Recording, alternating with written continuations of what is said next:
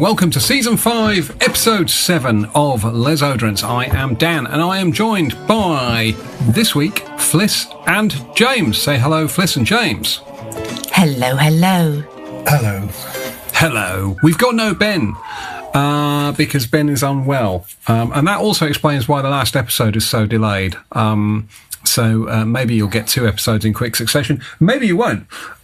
Because nobody knows. And frankly, I'm not sure anybody cares. I mean, I can confirm that I do not care. So, but what's remarkable about this is, this means, it is good to know. Yeah. This means that I am the only one of the Les Oderants who is featured on every single Les Oderants episode, because we've had James miss bits, we've had Fliss miss bits, and now finally we've had Ben miss a bit as well, and that leaves me. Look how proud he is of that. I know. What do you want? You want like some sort of a medal or a star, or just a little round of applause? Yes, adoration. Lovely, a round of applause. I'll drive to Manchester now, and I could maybe pat you on the head before 8 o'clock. Yeah, I mean, I think, get in the car. Get in the car. Stop. Yeah, get in the car. Let's go. I think that's a good idea. I will be waiting here. Okay, so interesting perfume news. Okay. Let me tell you about my weekend. I had a stag do in Paris, which was pretty good, and went to see Jim. You had a stag do in Paris? Yeah, it wasn't my stag do. It was. I'm already married. Yeah. Well, for how much longer? Who knows? But it was it was not my stag do. It was my friend Dom, and it was a weird stag do because Dom brought with him his daughter and his PA, who are 2 separate people for the avoidance of doubt. His 19-year-old daughter, who's actually close friends with my daughter and soon to be university roommates, which made life very weird and a little bit awkward, especially when she went off in search of Class A drugs. The whole thing was just a bit of a fucking weird one, if I'm honest. But we went to see... I think, are you going to have to edit that out? No, fuck it. I mean, there's nothing libelous in there, mate. Only facts. Okay. So, and that's what they say. The truth is the ultimate defense against libel. But anyway, it was a kind of weird one, truth be told. We went to the catacombs during the day. Have you done that before, the catacombs? No, because it was closed, because we tried to go on a Tuesday and they were like, oh no, it's fucking Tuesday, of course it's closed. And I was like, what? Like, the Geordies, were they? Yeah, okay, fuck off. They do close quite a lot. They closed quite a lot of the catacombs. I didn't know that. So yeah, we just kind of le lundi, lundi, mardi, mercredi, bœuf. Well, we went, and which, strange thing to do on a stag do, but it was. You have to have improving activities, though, don't you, before you get absolutely wankered? Yes, and we were definitely improved by this. There was a very long discussion about whether it would be gay or not to stick your penis in the skull socket of a male skull, whether that would make you gay or not. You were already drunk at this point, I take it. We had a couple of drinks. I think we were in that sort of slightly giddy phase, and anyway, I think the broad conclusion was that if you go around sticking your penis in skulls, you're probably quite weird. You're a skull. You're a necrophiliac more than it makes, more than it defines anything else, doesn't it? Yeah, exactly. I think the sex of the skull is irrelevant, really, isn't it? It's neither here nor there. I mean, that is broadly where we landed. But just ick. Well, hey, listen. You asked. Actually, you didn't ask. I volunteered the information. You volunteered the information. Yeah. We then had a steak tartare, which is my first and probably my only experience with steak tartare. It wasn't horrible, but it's not for me. It's not for me. And then we basically got absolutely fucking smashed and saw a comedian, Jim Jeffries, Australian guy, who's quite amusing, although... Who's he? I don't think I know him. He's got a Netflix-y type special. He's kind of funny in a sort of kind of slightly crass kind of way, which, works for me. Perfect for stag do. Yeah, I know him. Yeah. I know him. Yeah. I don't. He's funny. He's all right. He's all right. Yeah. It passed the time, passed an hour or so, hour or two, whatever it was, and then more drinking, more. Anyway, all of which is very interesting. But for the purpose of this podcast, I got up the next morning and intrepidly went to explore Paris with a couple of things in mind, perfume-wise, and there were a few things. So the first one is I went to a Dior boutique and tried the new Bois d'Argent Esprit, which was really very disappointing indeed. I mean, it's basically as disappointing as all the others from the range. It's just this kind of driven, overworked, kind of vaguely a bit like the original, but with just like a fucking huge dose of like rubbery amber and pepper to sort of try and bolster it. And it smelled like an okay perfume. It didn't smell a lot like Bois d'Argent, and it certainly is not worth the whatever it is, £400 for ml, and it's just another lazy fucking piece of shit effort by Francis Kurkdjian, who, to my mind, is the biggest fucking fraudster out there these days. It's bullshit. I don't know anything about those Esprit. I know that a lot of people have found them disappointing. When they first came out, it was all hype on the groups. Yeah, because they look great. I mean, they look cool, but the originals are all wonderful. And if you had truly sort of hype, if you truly kind of amp them up in the sort of way that Amouage have done faithfully with theirs, then it would be good. But this is not that. This is just kind of lazy. How dull? Yeah, I think from your description there, the last thing you want to do is overwork Bois d'Argent, because the whole elegance of that perfume is its sort of seeming simplicity, isn't it? Yeah, absolutely. And if you lose that, you lose your way. And certainly rubbery amber being like, bandied about doesn't sound great. And I think, in fairness, a couple of them I did like, and I liked the take on them. But I think from what the original was, and you start to kind of be like, oh, well, I'm the perfumer now, and this is what we're doing. You might as well call it something else. You might as well start from a completely different place. Is it really that? I mean, in France, certainly using the name of Bois d'Argent is advantageous to them. But some of those other ones weren't very popular, as far as I know, in the normal Dior line. So why bother? And he's done nothing really to stamp his name or authority or anything on Dior, and it's massively disappointing at this point. I was somebody who was very, very positive about the whole thing. Yeah, Kurkdjian's a great perfumer in a lot of ways, and blah blah blah. I know he's quite up his own arse and stuff, but I was just kind of like, put that to one side, give him a chance. Let's see if they revamp it. And a lot of people were but like giving them shit straight away, like, no, this is a really bad appointment, it's a really bad meeting. Give him a chance. Well, we've given him enough of a chance now, and the whole thing is just a complete shit show, and it's destroying Dior as one of the great perfume houses, because they're not doing anything. They're stagnating, as far as I'm concerned. Do you think that's because of him, or do you think it's because there are other people who are holding him back?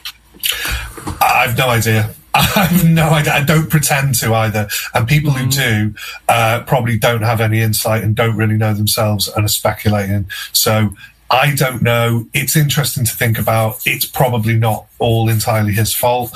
I think it's quite half-arsed in the sense that he's probably done very, very well indeed from his own brand. And why, give somebody else a chance. At first, like I say, I thought it was a great appointment. I thought, let him do it. He's already done stuff for that line, and he's proved himself in the past. But it seems almost like I'm just in interviews and stuff, and maybe I'm reading it wrong or whatever, but it seems very much like, well, Dior are pretty privileged to have me, kind of thing. And it's like, I want somebody who's maybe a bit more fucking humble, Well, I mean, I don't mind if he's got a lack of humility if he actually produced something good, but I mean, all Dior have really delivered under his sort of leadership has been some reformulations of a handful of things like Eau Noir and various other things, and then these Esprit ones. It's basically just mining the back catalogue, which is lazy fucking shit in my view. I am wholly unimpressed with the whole Kurkdjian thing. Okay, so the next one that I went and tested was the new Guerlain Vetiver Fauve. I don't know how you pronounce that. Fauve. I don't know. Fauve. Vetiver Fauve. So Vetiver Fauve is the latest Guerlain in the art and whatever they call it line, and it is really nice. It's Vetiver with a fig. You said. Yeah, it's got this kind of like slightly milky fig thing going on, with then quite a sharp pineapple. Not like the Aventus-y pineapple, but almost like a sort of counterpoint to the milky sort of fig. And then it's got like, I think it's like a cypriol or some sort of, that quite almost pungent sort of middle, but it sort of all sits with this quite dry, earthy vetiver as well. I thought it was very elegant, and it's definitely not an everyone perfume. I don't see it being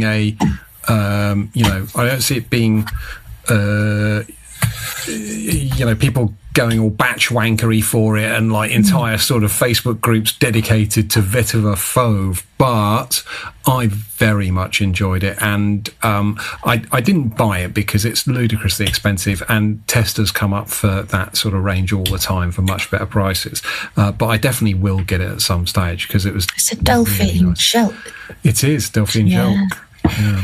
Sounds to me, and a lot of this is based on things that you've said, Dan. So, so it's probably bollocks. Yeah. Take it with a pinch of salt, guys. No, but genuinely, just from the descriptions of some of the recent Guerlain stuff that you've been trying, because I have no ability to try any of these. There are no Guerlain counters near me. Where the fuck is there a Guerlain counter? In Manchester, that's probably closest to me.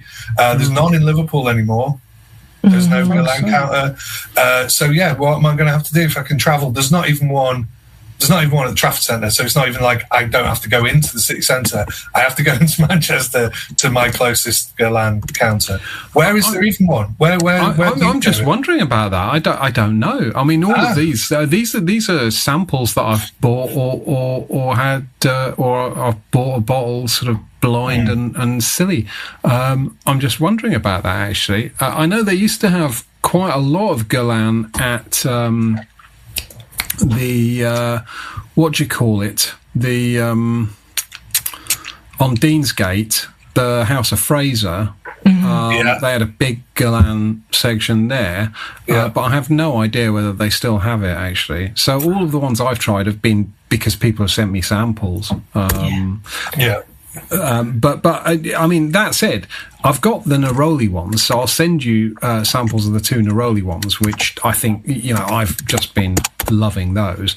But Vetiver Fauve, really nice and a nice riff on Vetiver. I think when people have said, "Oh, Guerlain is dead," etc., I think it's more to do with potentially reformulations or just changing the bottle and amping up the price and doing all that stuff. I mean, they have a history of doing that over the years anyway. But I think to completely, say they've gone shit and stuff, I didn't want to believe it. And certainly by the sounds of some of these ones you've described, I've got high hopes. You know what I mean? I want a kind of earthy vetiver. It sounds interesting. Yeah. Have you tried any of these Fliss, any of these new Guerlains? The one I have got some, which is that one that you were talking about a couple of episodes ago. Was really good with all that pear. Angelique Noir. Oh, I loved that. It was really good. That was really good. And talking about Delphine Jelk as well, this week I've been sent a Habit Rouge Privé.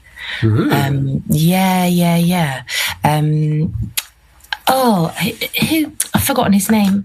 I'll double check. But anyway, it's I'll come to it when we come to me. But I have been. I don't think that Guerlain are dead at all. That's basically what I'm saying. Yeah, I would definitely agree. Guerlain are definitely not dead. And the Guerlain boutique was just an absolute joy to go into. It's so sort of special. But I've never been. I want to go. No. When you go to Paris, you're with the scrottling kids, isn't you? And they're not. They would not allow me. I'm going to have to. I'm going to have to wait till they're old enough and then go on my own. Okay. Well, I am determined to get through these other perfumes that I tried in Paris, because your intrepid explorer tried the new Bleu de Chanel, which actually I really like. I really like it. It's not quite as obvious as I perhaps assumed it would be. It's basically Bleu de Chanel, but with a sort of leathery base to it, and it's not like that IBQ kind of shiny PVC sort of leather. It's quite warm and pleasant. So that's all I can really say about it, because I only sprayed one spray on my arm. But in terms of leather, I also retried Paddock. Oh man, that's really good, isn't it? It's really, really good. It's really fucking good. I mean, I'm not certain I could wear it a lot, but it's got this.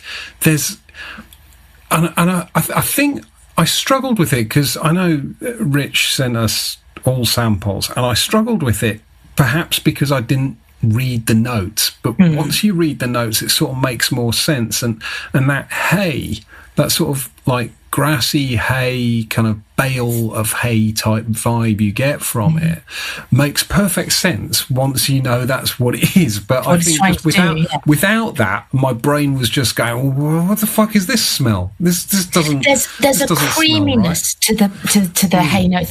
There is a hay note, but there's something more than a hay note. And to me, there's a creaminess of a slightly malted oat, which they use in pony nuts. And once pony nuts. Yeah, pony nuts. Pony nuts. When you feed, like they're like dog biscuits for horses.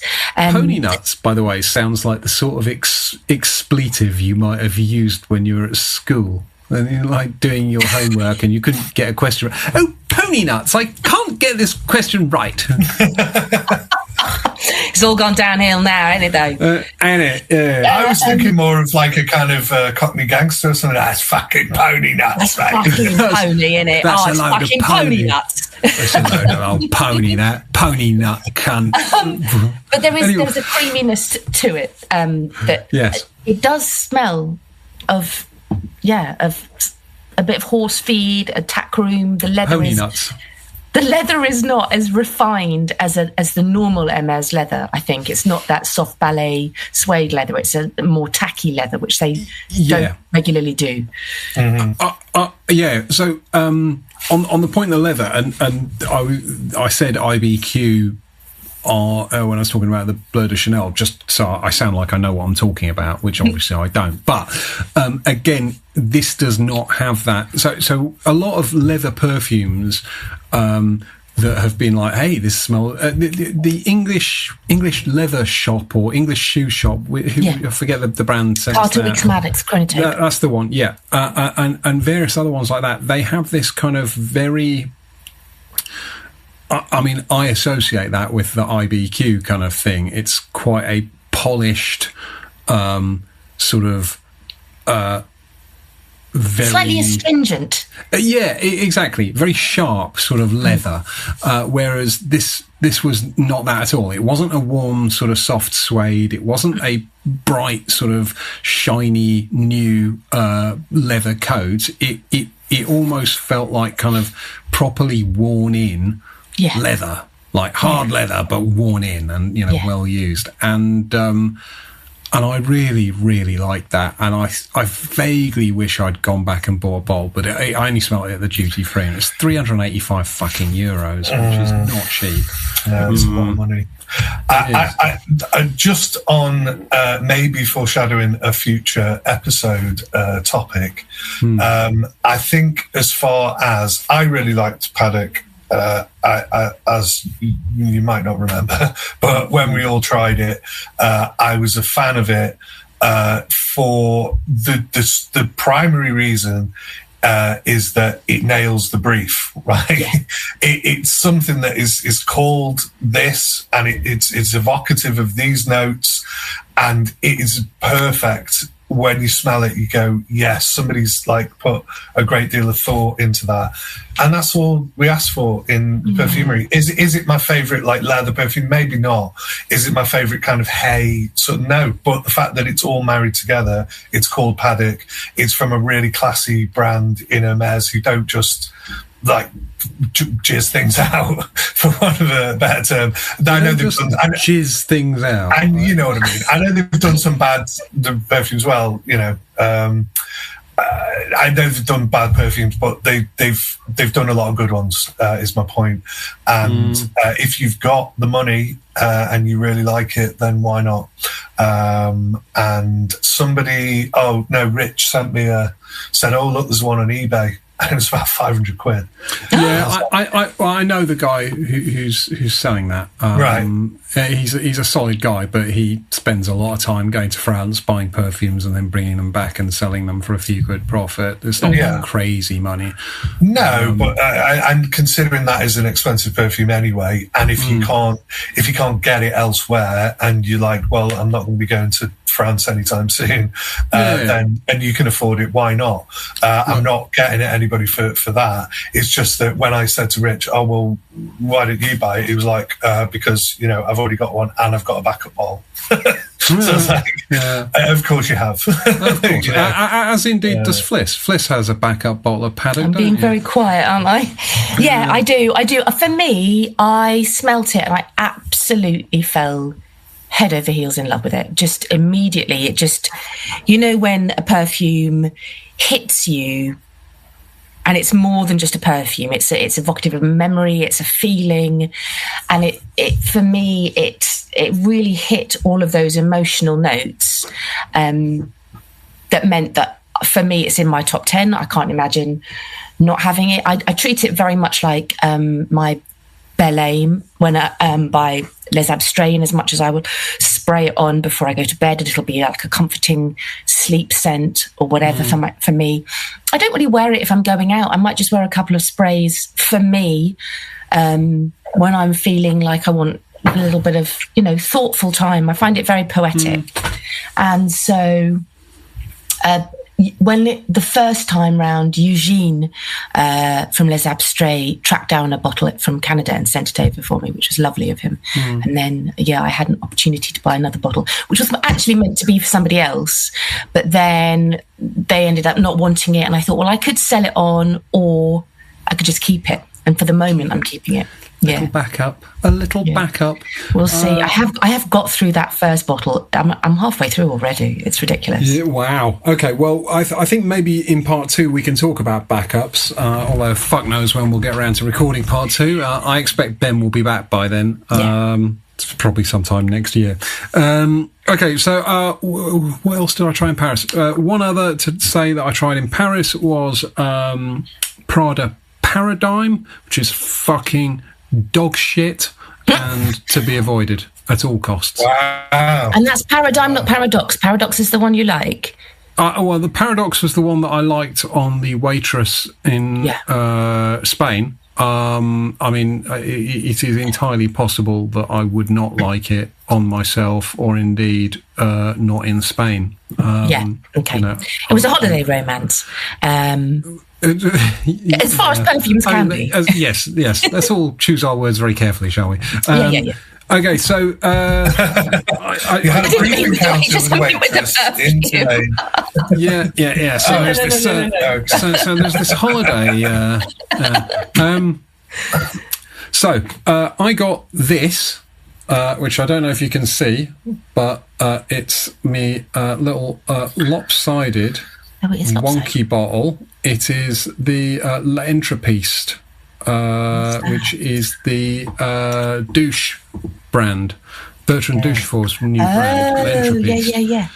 I noticed not only on your picture when you posted on thingy, not only it's the cap has got that little gap slightly ajar, but the actual am I right in thinking that the glass at the bottom where the actual reservoir is slanted as well? Yeah, so basically the cap is actually, I think, the cap is perfectly flat.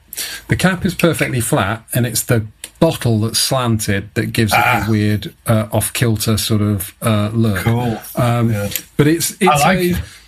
Yeah, and it's nice. It's nothing groundbreaking. Which one is it? Because it's called Dorian's Spleen.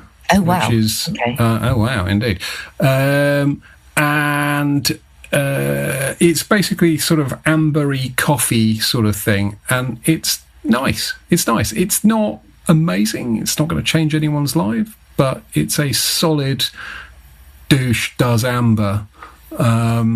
So that was enjoyable. And the only other thing I wanted to mention, I'm sorry I've been taking up so much time, but Paris was worth talking about. The only other one I wanted to mention was I scored on eBay a vintage Amouage Gold Man in the dagger bottle. Yeah. Fuck my old boots. That is a strong perfume. I mean, that is unreal, that stuff. I did like a spray, one spray on each forearm to see how strong it was, and literally 36 hours later, after 2 showers, I can still smell this kind of musk. It's phenomenal, but it's great as well. Although it's so powerful, it's so kind of like warm and rounded and kind of masculine and just amazing. It is phenomenal. And whilst I had to pay a lot of money for it, it was a lot less than some of the other shit that I own. I think I ended up paying 320 quid. I've seen them go for like £1,000. That's a fucking bargain. Wow. Exactly. I've seen them go for £1,000. And actually, if the poor sod is listening, like he listed it on eBay. The guy listed it on eBay. It was sealed, right? Sealed box.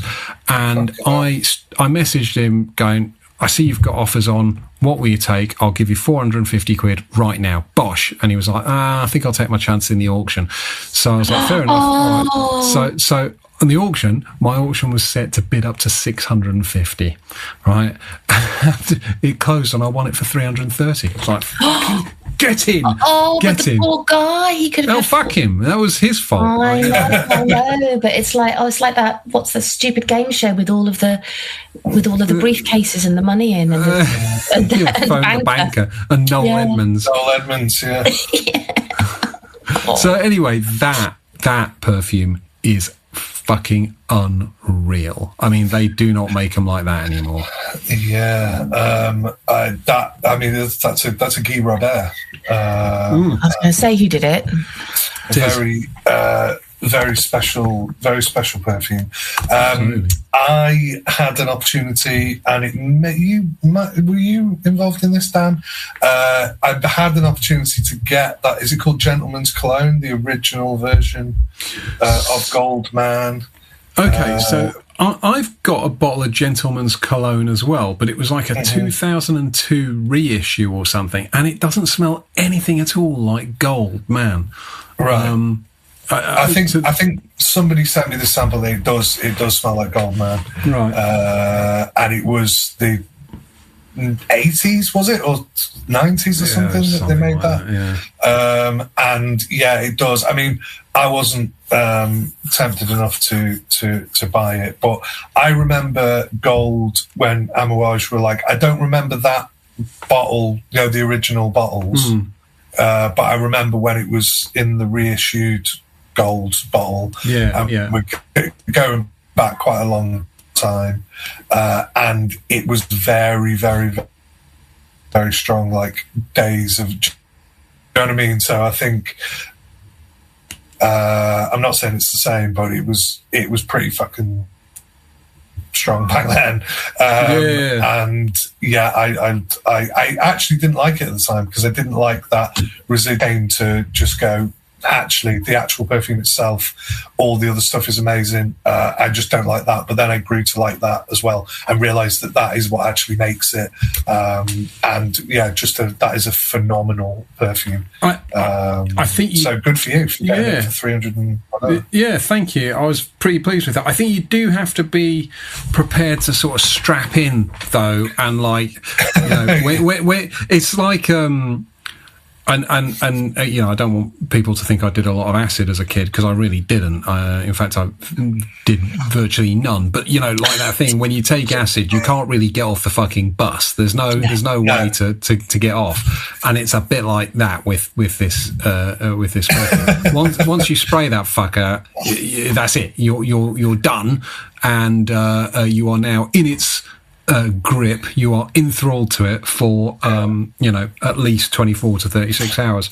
That's that is good, because I often say that about things, drug references. But you follow them tonight, Dan. Fucking hell. I actually have a similar thing. It's not really perfume related, but I went to a wedding this last weekend, and I was in Fliss, original Fliss country, I believe. Were you in Norfolk?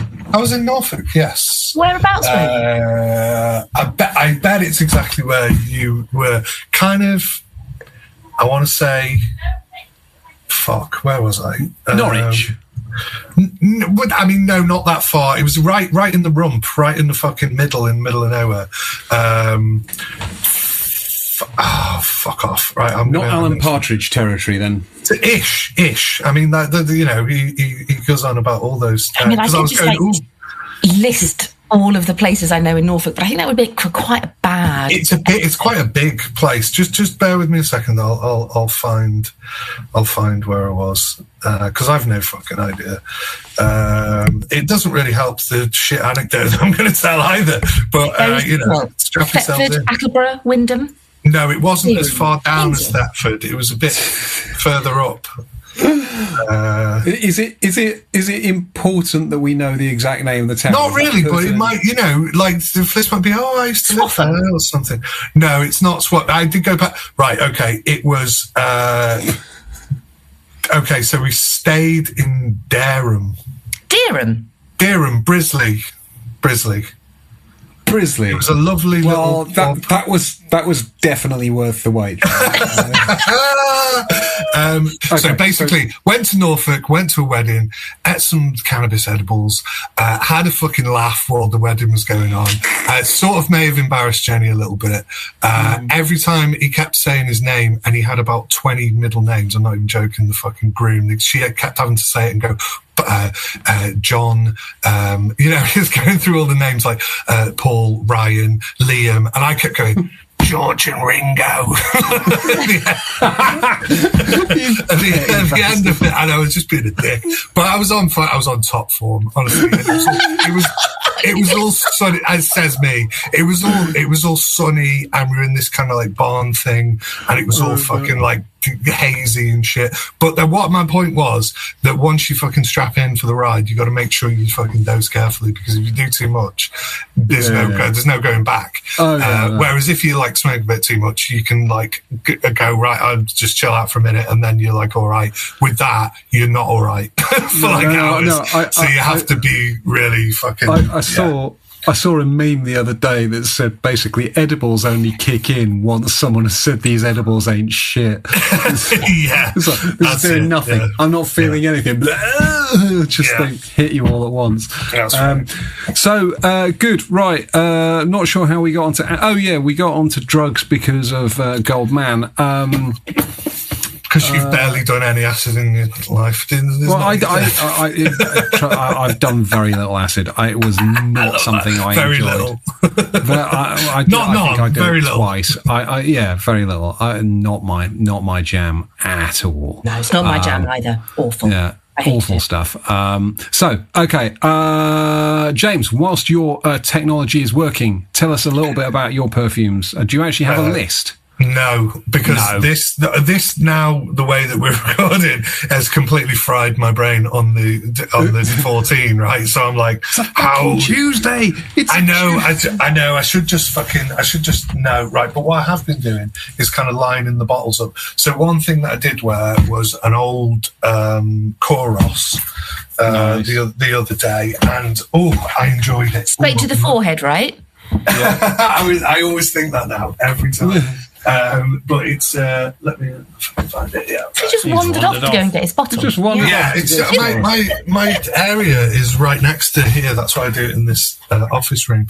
So is that the original, or is that a flanker? I've no fucking idea. It's the tonic après rinçage, which is just aftershave toner, isn't it? So it's just a small Koros. I think it's from the 80s or 90s. That's probably still fucking strong as balls. It really is. And yeah, I mean, 2 sprays and I was good for 2 sprays direct to the forehead.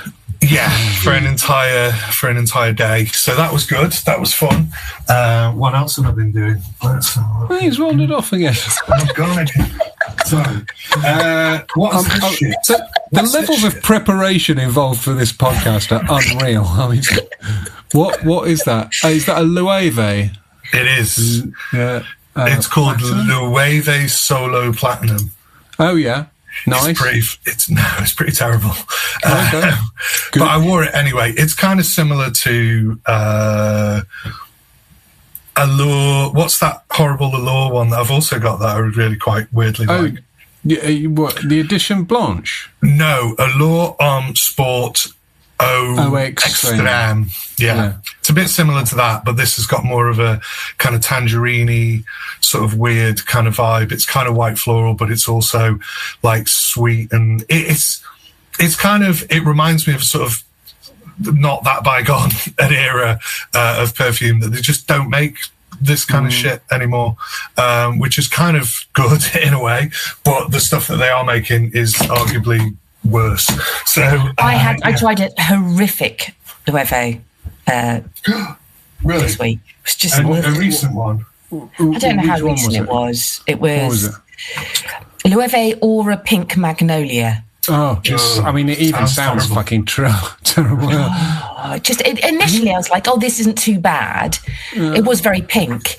and very white flower. And I was like, this is not groundbreaking. It's not, but it's all right. And then it just got sweeter and sweeter and sweeter as it wore on. And after about an hour, it was headache-inducingly sweet. And then there's all these bloody amber woods came sort of like vomiting up from the bottom of it. And I like that. I had to scrub.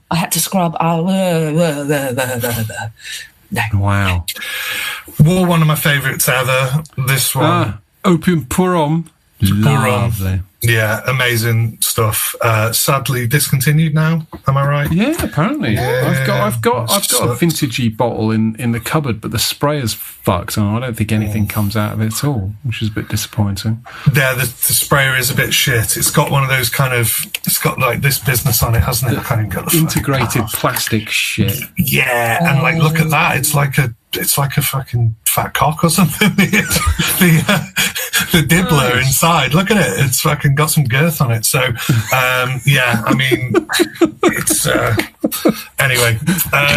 Right. So then I got this, which is Joe Malone. Joe Malone. Basil. It's Basil? birch and black pepper. Ooh. It's a kind of weird, creamy. Do you know what? Ben would fucking love this, right? And it also, I think it had kind of, I want to say, punky sort of aesthetics from Joe Malone. So he didn't. It bloody did. It had like tartan and maybe those kind of cut out like, never mind the bollocks type things. What it had was Westwood Light. Well, yes, that's it. Very Westwood Light. That's exactly what it was. It was Westwood Light, and but the actual fragrance itself is really good. This is really good, and they were only available in these little 30 mils. Is it 30 mils? Yeah, I think it's great. It's kind of creamy, almost like sandalwood. I mean, yeah, okay, birch, I'll go with that. And black pepper, yes. I honestly think Ben would fucking love that, so he should maybe search that out. Because you can probably... Christine Nagel. Oh, there you go. Christine Nagel. Did not know that. Yeah. So anyway, and then I'll just say one other one, which I love the bottle. I love the brand. I love the fact that it's cheap and it's actually really, really special smelling perfume. It's a Lalique and it's called Hommage à l'Homme. Or Hommage à l'Homme. Hang on. Lalique Hommage. I've had that and it smells like something else. I mean, it's violety, it's very sweet. In fact, going back to that wedding, they had Asti, which is the fucking worst. I mean, give me Prosecco, give me fucking any of that other shit. Yes. It's so sweet. It tastes like fucking Ribena or something. It is awful, man.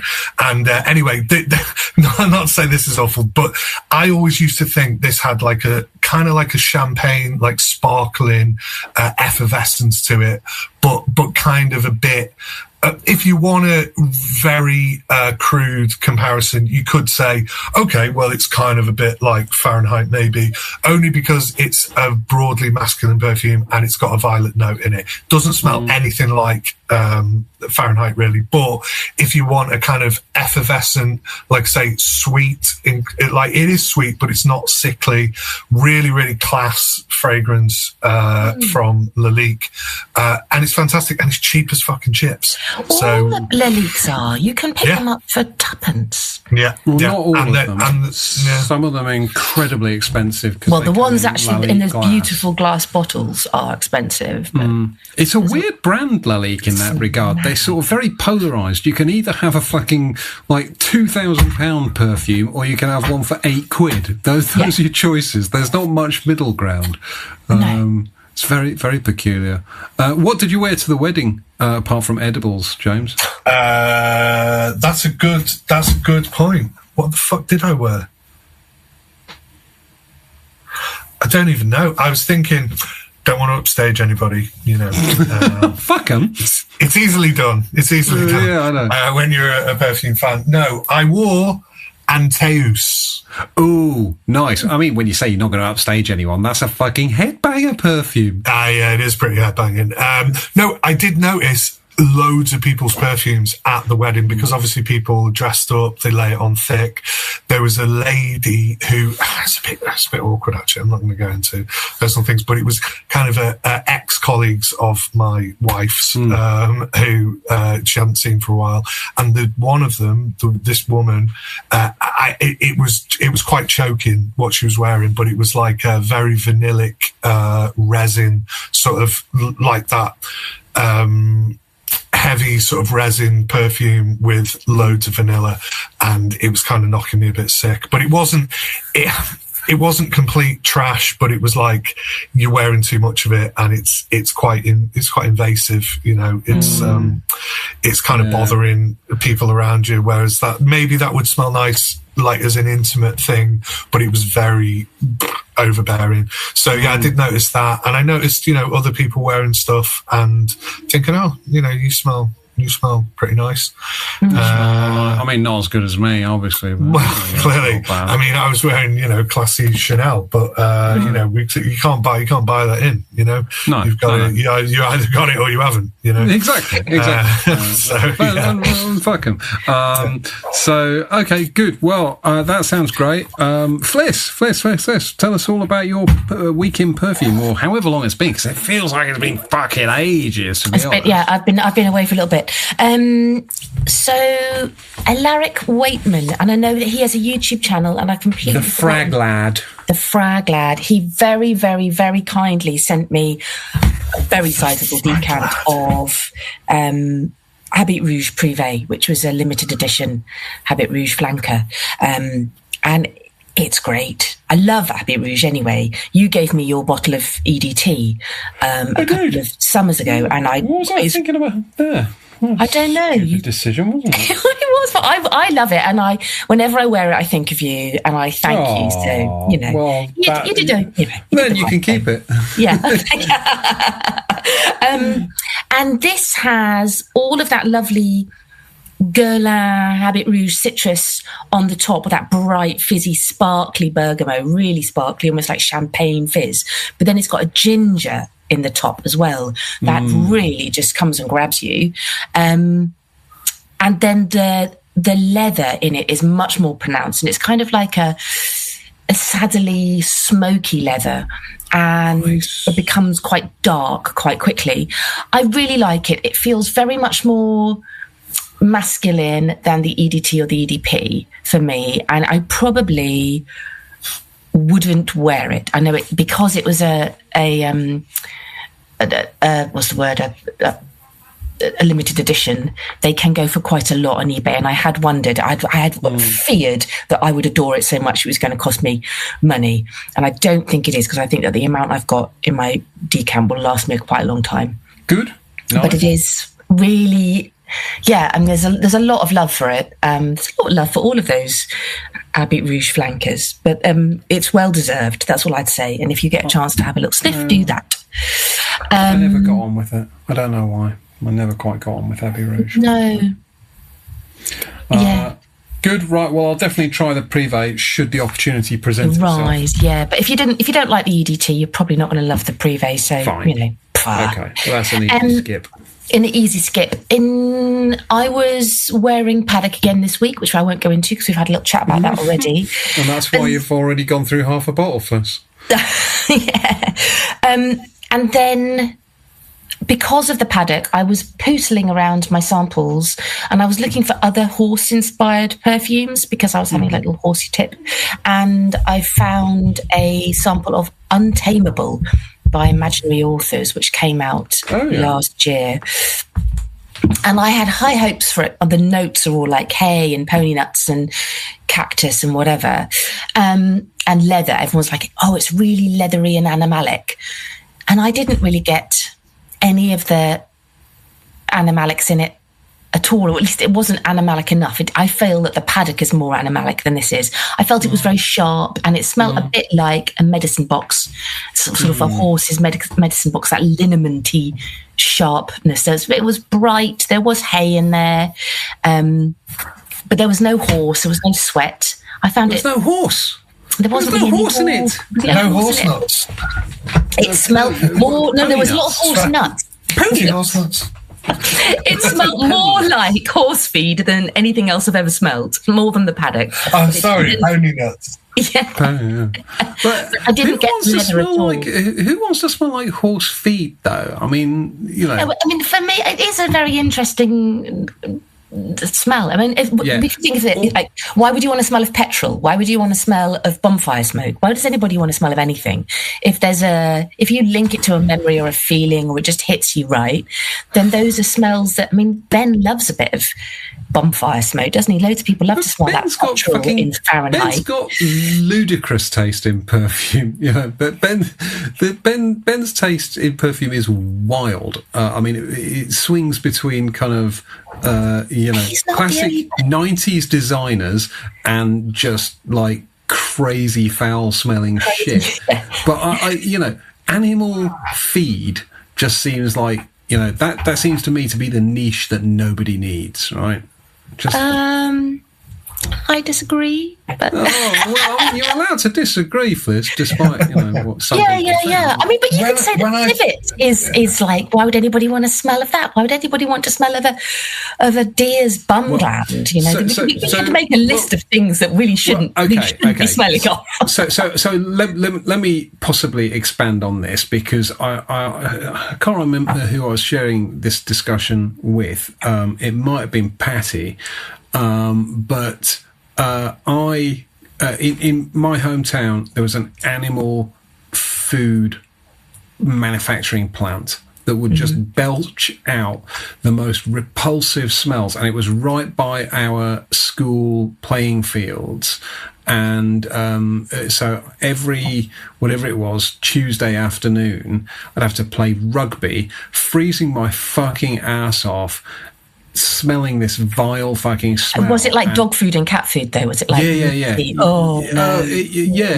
Well, I mean, it's a good question, actually. It just smelled like death. It smelled like some like Soylent Green kind of factory. It was vile. Yeah. Well... I sort of live by one and work by another one. They make different kinds of food, but the smell to me always smells a bit like Bovril. Bovril? Which is not massively offensive. It could be totally different things. Do you know what I mean? This definitely didn't smell like Bovril. There's a difference, isn't there, between animal feed that is vegetable-based and animal feed that is meat-based, I think.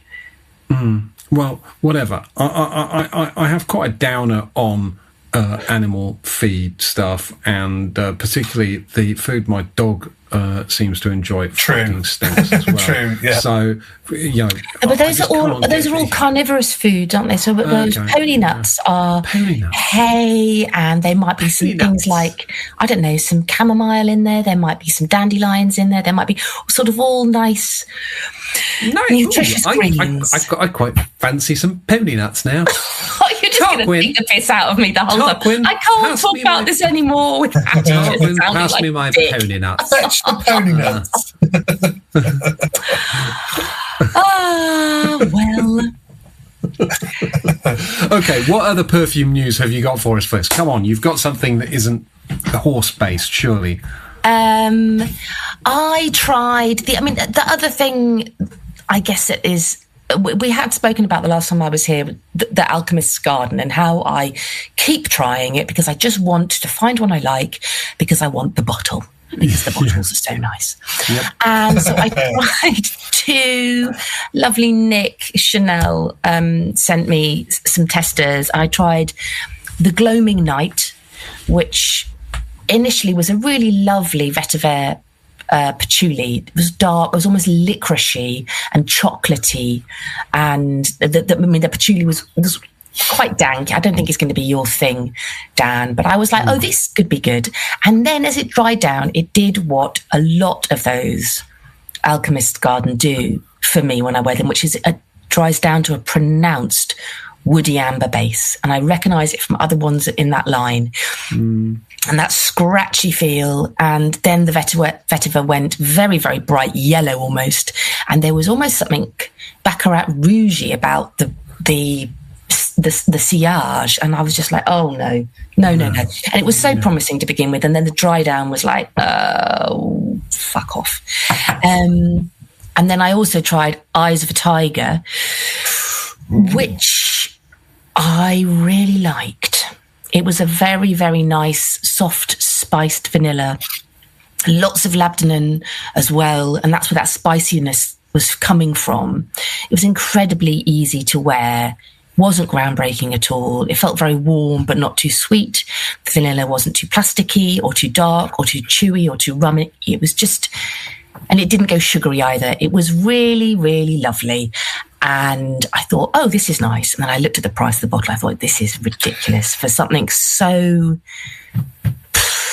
Yeah, you just nice, lovely. Yeah, I just want the bottle. I just want an empty bottle. I'm just going to start looking on eBay for empty bottles, and I've had it, and it's just going to be the cheapest way of getting that. There is one with a kind of gingery note that I remember that I did really enjoy. They also have those cologne ones in a slightly bigger bottle. Do you remember those? They were like an eau de something. Some of those were all right. Do you know what? I actually generally quite like them, but as you're saying there, I think they're fatally flawed in some sense, in that you'll really like the top notes and think, wow, they've packed some interesting stuff in there, but it's not a very rewarding wear, because ultimately the bases are all those kind of modern things to drive that and allow those things to exist for a little bit at the start, and then totally. I find the whole line really slightly disappointing in that way. I find, like you say, and the initial sprays, the tops, you think, oh, this is lovely, or this is good, this is going somewhere, and then they all just sort of mech out to these amber woods, or just, I don't know. I almost feel like, there's like this ridiculous theory that there's a whole sort of like section of perfumery that is meant to smell amazing at the first spray, so that you buy it before you've experienced it and walked away, and then it's just like there. I kind of feel they're a bit like that. They're kind of that airporty, I'm going to spray it, oh my God, I smell amazing. Then by the time you sit on the plane, you're like, oh, what the fuck have I bought? Yeah. Wait, there's no real substance to them. Yeah. I mean, that's just my opinion. People will probably write in and say, Fliss, you're wrong. I'll be like, fine, okay. I'm glad that you love it. But I just can't get on with any of them. The vanilla one. I can't remember how it was described. There was a particular name for it, but it's a little bit like a Potemkin village kind of thing, isn't it? It's like it all looks and feels fine. Until you get into it, and then you realise it was all just a fucking charade. It was just a sham. There's plenty of stuff like that. And broadly, you walk through the fucking airport, that's what you're going to smell. Although, I did smell in the airport Prada Paradigm, which was fucking dog shit right from the beginning. So, who knows? What was wrong with that? We never talked about that. It just smelled utterly fucking generic, and like it was like the most generic blue fragrancy balls ever. Just honestly, absolute fucking pony nuts. It's complete fucking pony. Right, I am conscious, Fliss, that we promised to get you away for 8 and we're 3 minutes past. So put my kiddies to bed. Put the kids to bed. So look, I mean, let's wrap up part 1. I think there's probably some bits we can pick up again in part 2. But in part 2, I think maybe we can have a conversation about backup bottles, because that seems like a good thing to talk about, even though we may end up changing that completely, because who knows when the fuck we'll get to record it. I think backup bottles is really interesting. I think there's been a couple of chats on the group recently about how many you own, if they're worth having, if you store them and then you just never wear them because fear of missing out. Well, all of that shit I think is good grist for the mill. Yes, there are people out there who buy like 10 bottles of first edition Dior Sauvage every time it's released, so that they can, I don't know, sell them presumably later at a fucking loss, because who knows why they would do that. Anyway, right, so look, let's wrap up part 1. Hopefully in part 2 we'll have Ben back. Fliss is making wavy shoulder movements, which means she's limbering up to leave. So James, Fliss, thank you. But dear listener, stick with us. We'll be back in just a few minutes with part 2 of Les Oderants. Bye. Bye. Bye.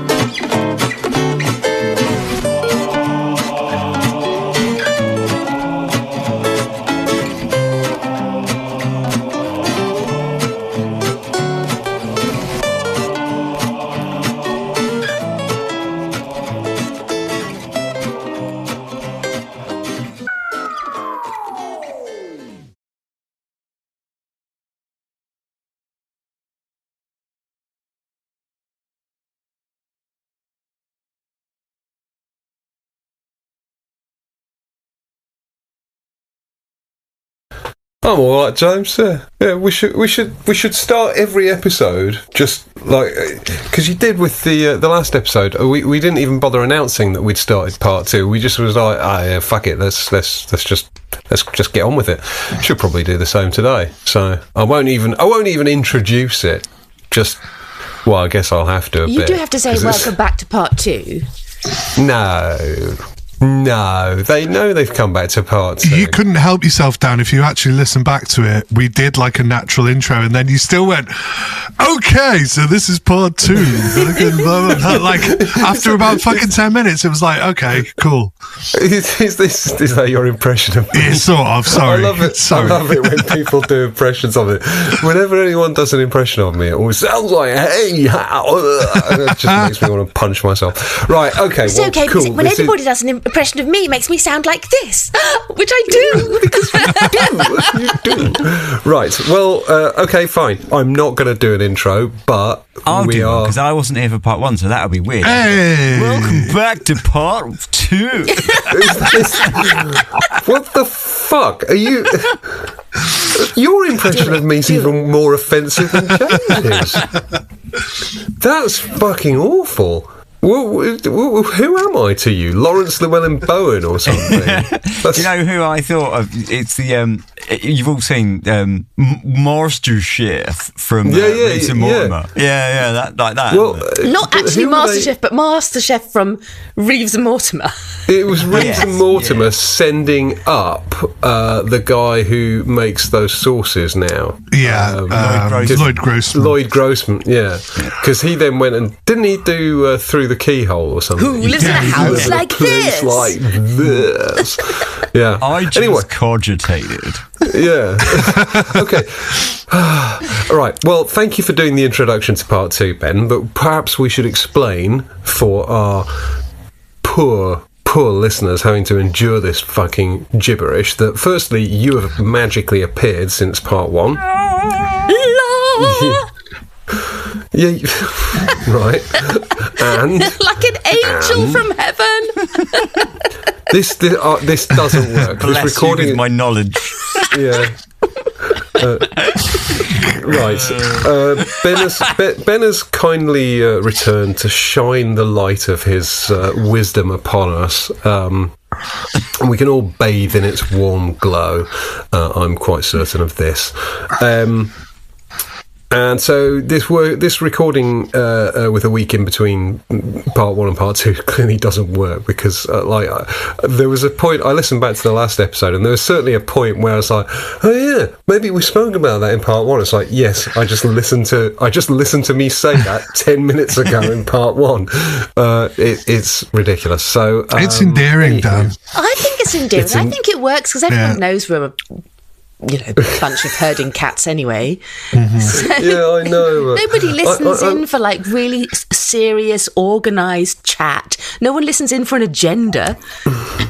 They want the familiarity. They don't have to rewind it because we just fucking repeat the same shit over and over again. So like, it'll come up again. Don't scroll back because it'll come up again. It's coming around again. Yeah. Okay. Well, I mean, I do like to try and maintain some sort of vague sense of professionalism here, but I feel a little bit. When did that start? Sorry, I'm confused. Oh, fuck you. I feel very professional comeback.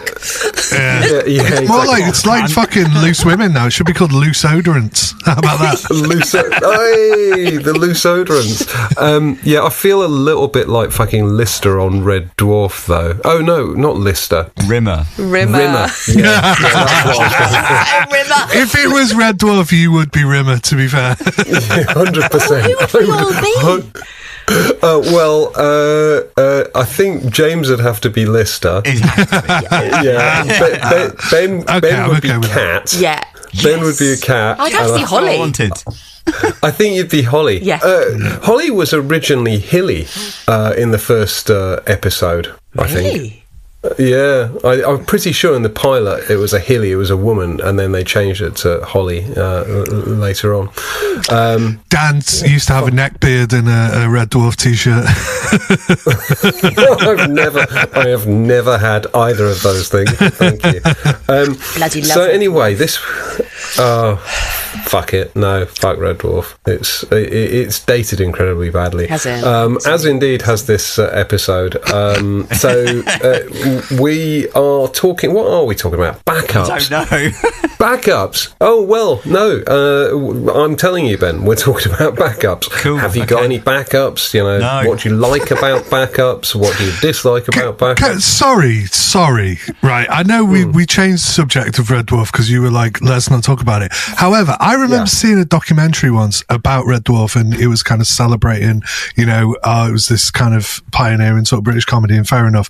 And it had little talky heads on it, and one of them was Captain Jean-Luc Picard. What's his name? The actor. Yeah, Patrick Stewart. Patrick Stewart was talking about it, and he was like, so I was watching TV one day, and just this program came on, and I was like, oh my God, this is so incredibly similar to Star Trek. I was nearly on the phone to my lawyers, and he was deadly serious. He's like, why are you on the phone to your lawyers? What the fuck are you talking about? Like, why were you? I swear to God, honestly, this was his tongue not firmly in his cheek? Because he does have... Really? I genuinely think he was deadly serious about what he was saying, and then he went, and then I realised it was like a spoof comedy thing, and and I grew to incredibly love it and stuff, and I was like, why was that your reaction? That's weird. And then I thought, why was he even did he even do Star Trek when that was out? That came out in the fucking 80s. He was doing Star Trek in the 80s. Can you believe that? Right, well, that is fascinating. If you want to see Jean-Luc Picard. I can't even remember his name. I just fucking gave you his name. Patrick Stewart. If you want to see Patrick Stewart, if you want to see James, because I'm looking at James. If you want to see Patrick Stewart playing against type, he plays like the head Nazi in a great film called Green Room, which is about a touring punk band who basically get not lost or abducted playing at some white pride event, which they didn't realise was like a Nazi fest, and he turns out to be the head Nazi. It was very odd, terrifying. It's brutal, that film. It's fucking brutal. It's violent, isn't it? Absolutely. It's like having a fucking heart attack. It's in the same genre of film. Not genre. It's the same emotional effect as a movie called Uncut Gems, Adam Sandler. Yeah, that's a good film as well. But you just watching it thinking, I think I'm going to have a heart attack. Literally just all the way through, oh my God, this is going to kill me. Anyway, right. Just sorry again. Just one more. Check out fucking Columbo over here. Just one more thing. The guy, just to say, God rest him, the lad who's in that green whatever it's called film, it was in Star Trek. He was the Russian guy who beams them up. We have had this conversation before. Oh my God. We have 100% last week had in part one. No, it wasn't in part one, but I'm 100% certain we have had this conversation before. We have. He got crushed to death by his own car in his driveway. That's it. Yeah. Fuck me. How weird is this that we keep going on about the same shit over and over?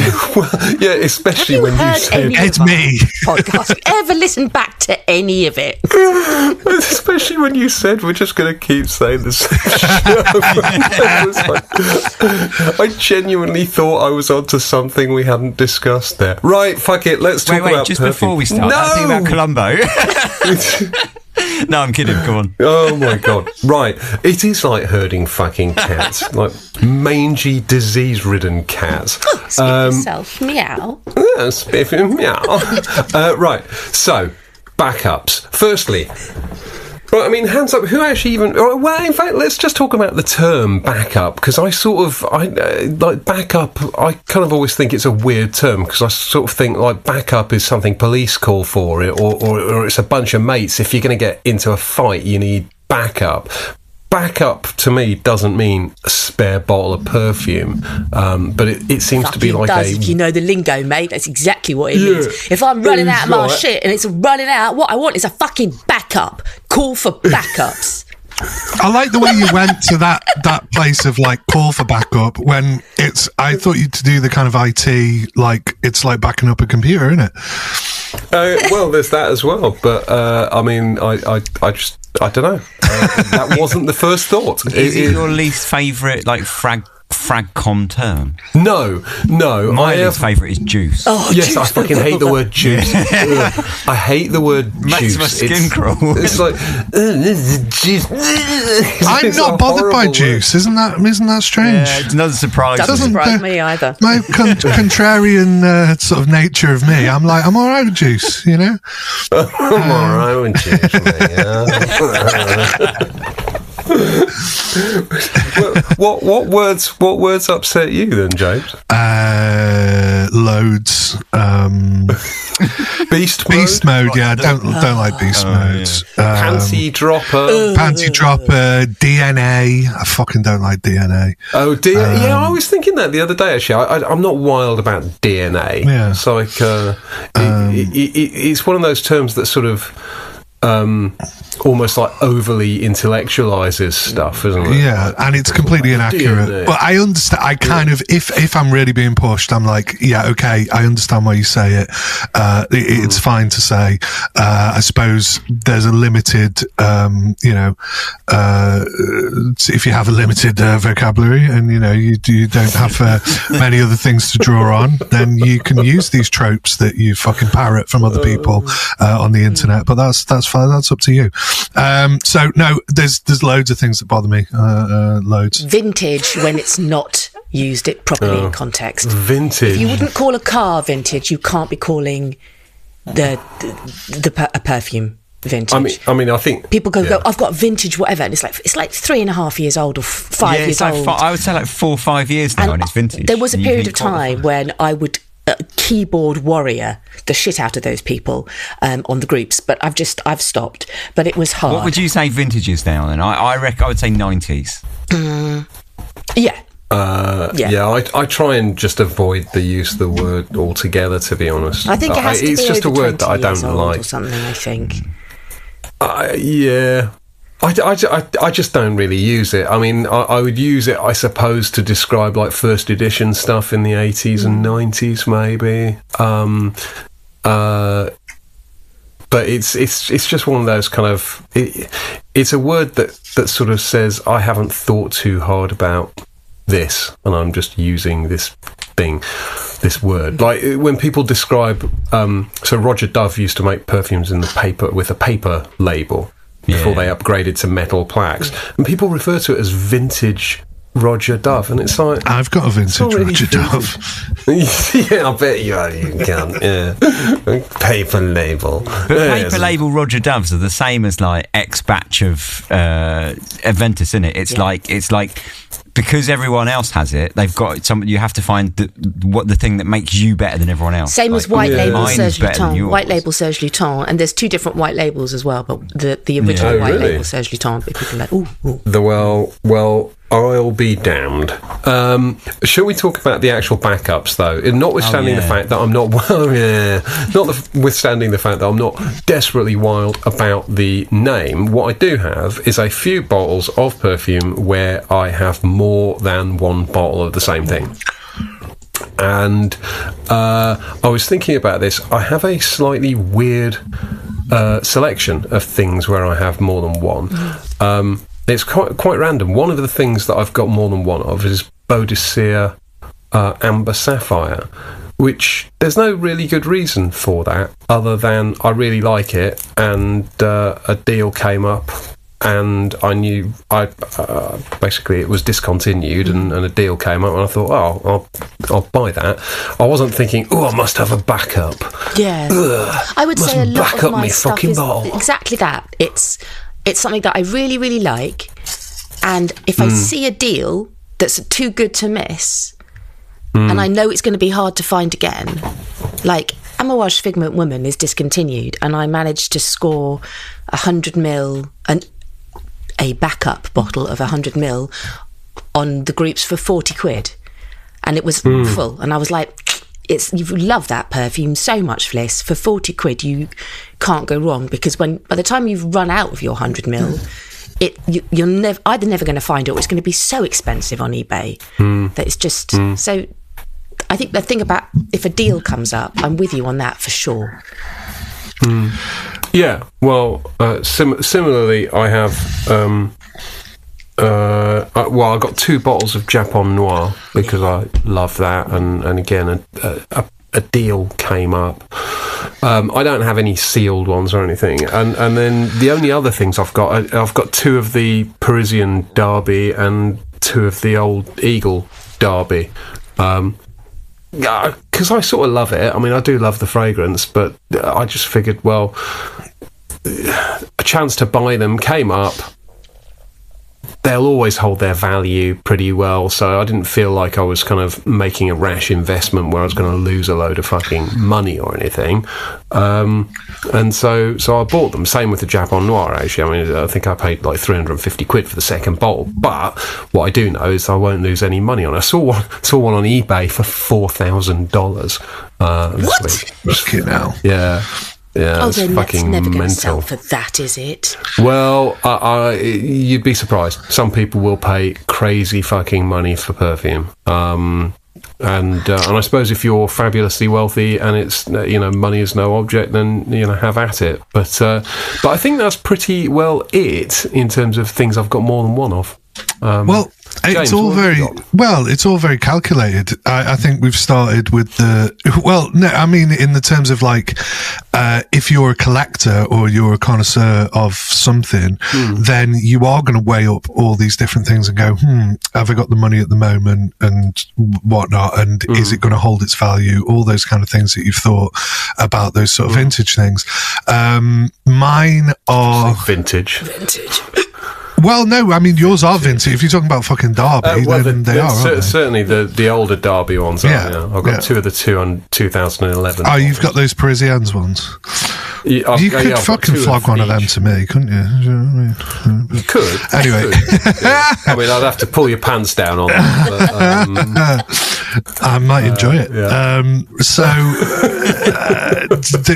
What I'm saying, right, so when I think about a backup and I think about the definition of things, because that's where we go to begin with, I would think, have I got that already in my collection, and have I bought a brand new sealed one that I then keep in a cupboard, which I call my backup? Now, I know that's not always available with vintage perfumes and stuff like that, but some of the main ones I've got, I think I fucking wrote down like 4, because I ain't got many, because I actually have gotten rid of some, because when I hear there's a rumour of something being discontinued, I used to sometimes go, oh, I better get that, and 9 times out of 10 it wasn't fucking discontinued, and in actual fact they were just 10 a penny and cheap, and I thought, what a dickhead. So I'm not gonna give in to FOMO anymore and be like, oh my god, I've got to have all these things, because I'm not precious about formulations of things. Yes, there's better old formulations of stuff, but I'm like, let it go. There'll be good perfumes in the future, so why do you need to stockpile all this shit? Having said that, I've got 4 maybe. Let's have a look. Right, I wrote them down. Oh, wow. Fucking hell. Get you preparing. Yeah, I can't find them, right? But right, so I got an Eau de Lacoste Blanc, which is just a silly little throwaway perfume. I like it, and I've got a sealed bottle because it was a slightly different version. It was some had a little yellow fucking crocodile on it or something. So I was like, ooh, yeah, I'll get that. And it was cheap, so I bought it. Because it takes a lot for me to have a perfume and still fucking go out and spend my, not very much disposable income on something that I already own. So then I bought, I've got Lancôme Hypnoise Pour Homme. These are all ones that are sealed in a box, still with the cellophane on, as a backup bottle, because I love that bottle. It's an iconic, twisty, amazing design. I actually love the fragrance. I think it's really nice. And somebody told me that was going to be discontinued, and it still hasn't been. I don't think. Maybe it has now, but when I bought the backup bottle, fucking 5 years ago or whatever, I honestly thought that it was being discontinued. And then Pharrell Williams Girl, that's mainly because of you guys, because we all talked about it, and because I felt like a tit because I bought mine when it was brand new in Paris. As I've mentioned a million times, yes, we say the same fucking things over and over again, especially me. Hey, sorry, tell us that story again about the boutique, James. Well, yeah, I paid top whack. Paris, right? Yeah, that's right. Yeah, I've never seen one like it. It's very thin, very shallow. Don't pretend you remember, Ben. You don't remember. So anyway, Pharrell Williams Girl. So I bought another one because I think Ben had said, I got one for like 12 quid or something. So I found one and was like, fucking right, I want one of those. So that's the only other one I've got. Then I suppose L'Artisan Timbuktu, because I've got about 4 bottles of that, right? But they're all open. And it wasn't that I bought second-hand ones. They were all new. They were all sealed in boxes. I just have 4 of them on the go at the same time. Because why not? This is the thing. Well, that's rock and roll. When we're talking about... Go on, Fliss. You're going to ask the same question as me, Fliss, aren't you? Yeah. So you go ahead and ask it. So when we're talking about backups then, you very, very specifically said you've only got 4 and those are the ones in sealed cellophane. Correct. I've got about backups of 20 different perfumes in my collection, but some of those are partial and only 2 of them are in cellophane. Yeah. I've got loads of those where I've got multiple bottles. So, okay. You see? I say loads. I've got none. I've not got I've got loads. none in cellophane. I don't have any brand new retail package, sitting quietly on the shelf like fucking Buzz Lightyear duplicate waiting to be, unzipped and unleashed on the world. None of that shit. Okay. I just have like fucking more than one of the same So thing. I've said my other 2 types of multiple bottles I have. So technically, I have multiple bottles of some classics because I have minis. So I have quite a lot of minis.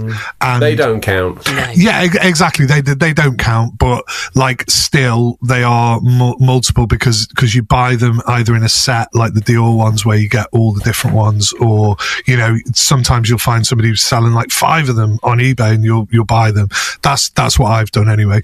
And then vintage ones, yes, okay. So I've got like 3 bottles of Chanel Egoist cologne concentrate, but that was only because the guy was selling 3, and it's the duck's fault basically.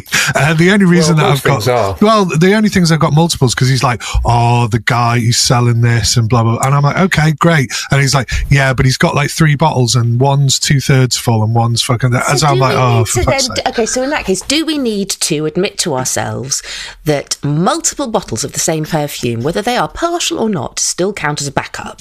They do. But I think if you consciously went out and went, there's whatever, and you don't care and you buy it, I haven't really done that. Whenever I've bought them, I've probably bought multiples at the same time. So like for those cologne concentrates, for example, I didn't own any, and then all of a sudden I had fucking 3 of the fuckers. Do you know what I mean? So that's just a weird anomaly. But yes, there are a few where I've gone yes, and there are some where I would still go, that's a good price. Maybe I would, but that, like I say, I've let go of that so much. I'm not to the point of like, I've got to hoard all my favorite perfumes. Like vintage Fahrenheit. People go on about Fahrenheit. I never really wear Fahrenheit. Fahrenheit was like a nice memory and a nice thing to say, yeah, I love it. It's an iconic perfume. But do I really love it as much as I used to? No, because it's kind of been decoded in my mind with, it's actually a pretty simple perfume. Yes, it was innovative and all that at the time, but I enjoy it for what it was. And do I want to own multiple bottles of it? Not really. And I'll give some of the other formulations a go because I'm interested in how it's changed over the years. So no, not really. There's very few that I would be like, oh my God, I have to have that. And I don't care how many I've got because it's quite rare. And if I see one, I'll get it, Okay. I mean, that totally makes sense. I think. But Fliss, are you saying then you have some sealed stuff, but lots and lots of duplicates? Yes. Okay, so tell us your sealed stuff, because that's probably a shorter list, right? Well, it must be. Yeah, so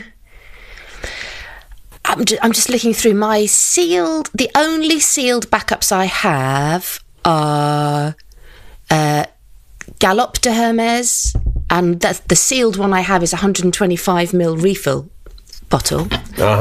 Paddock, I have a sealed one. Paddock. Mon Parfum Chéri par Camille, which is a discontinued Unique Goutal, and I have that in is sealed. I have other things. Oh, and a Player Linda by Chronotope, and that is still sealed. The other things I have multiple bottles of, and they might still be 100ml or 100 or 98ml or 99ml or whatever, but they're not sealed. Yeah. Okay. So what's your more extensive duplicate list? In fact, do you have anything where you've got 3 bottles of? Sort of. So Cuir d'Ange, I've got, I bought several partials. So I've got a 40ml of 100ml partial, I've got a 30ml of 100ml partial, and I've got a 10ml official travel spray. Figment Woman, I've got a 20ml, 50ml, I've got a 90ml 100ml, and I've got a 100ml 100ml. Okay. So I don't know why, but that just sounded like you were reading out the weather forecast. Well, I'm reading off my spreadsheet, aren't I? Yeah. Figment Woman. Figment Woman. Stormy, turning cyclonic, easterly. It's more accurate than a weather forecast. Yeah, exactly.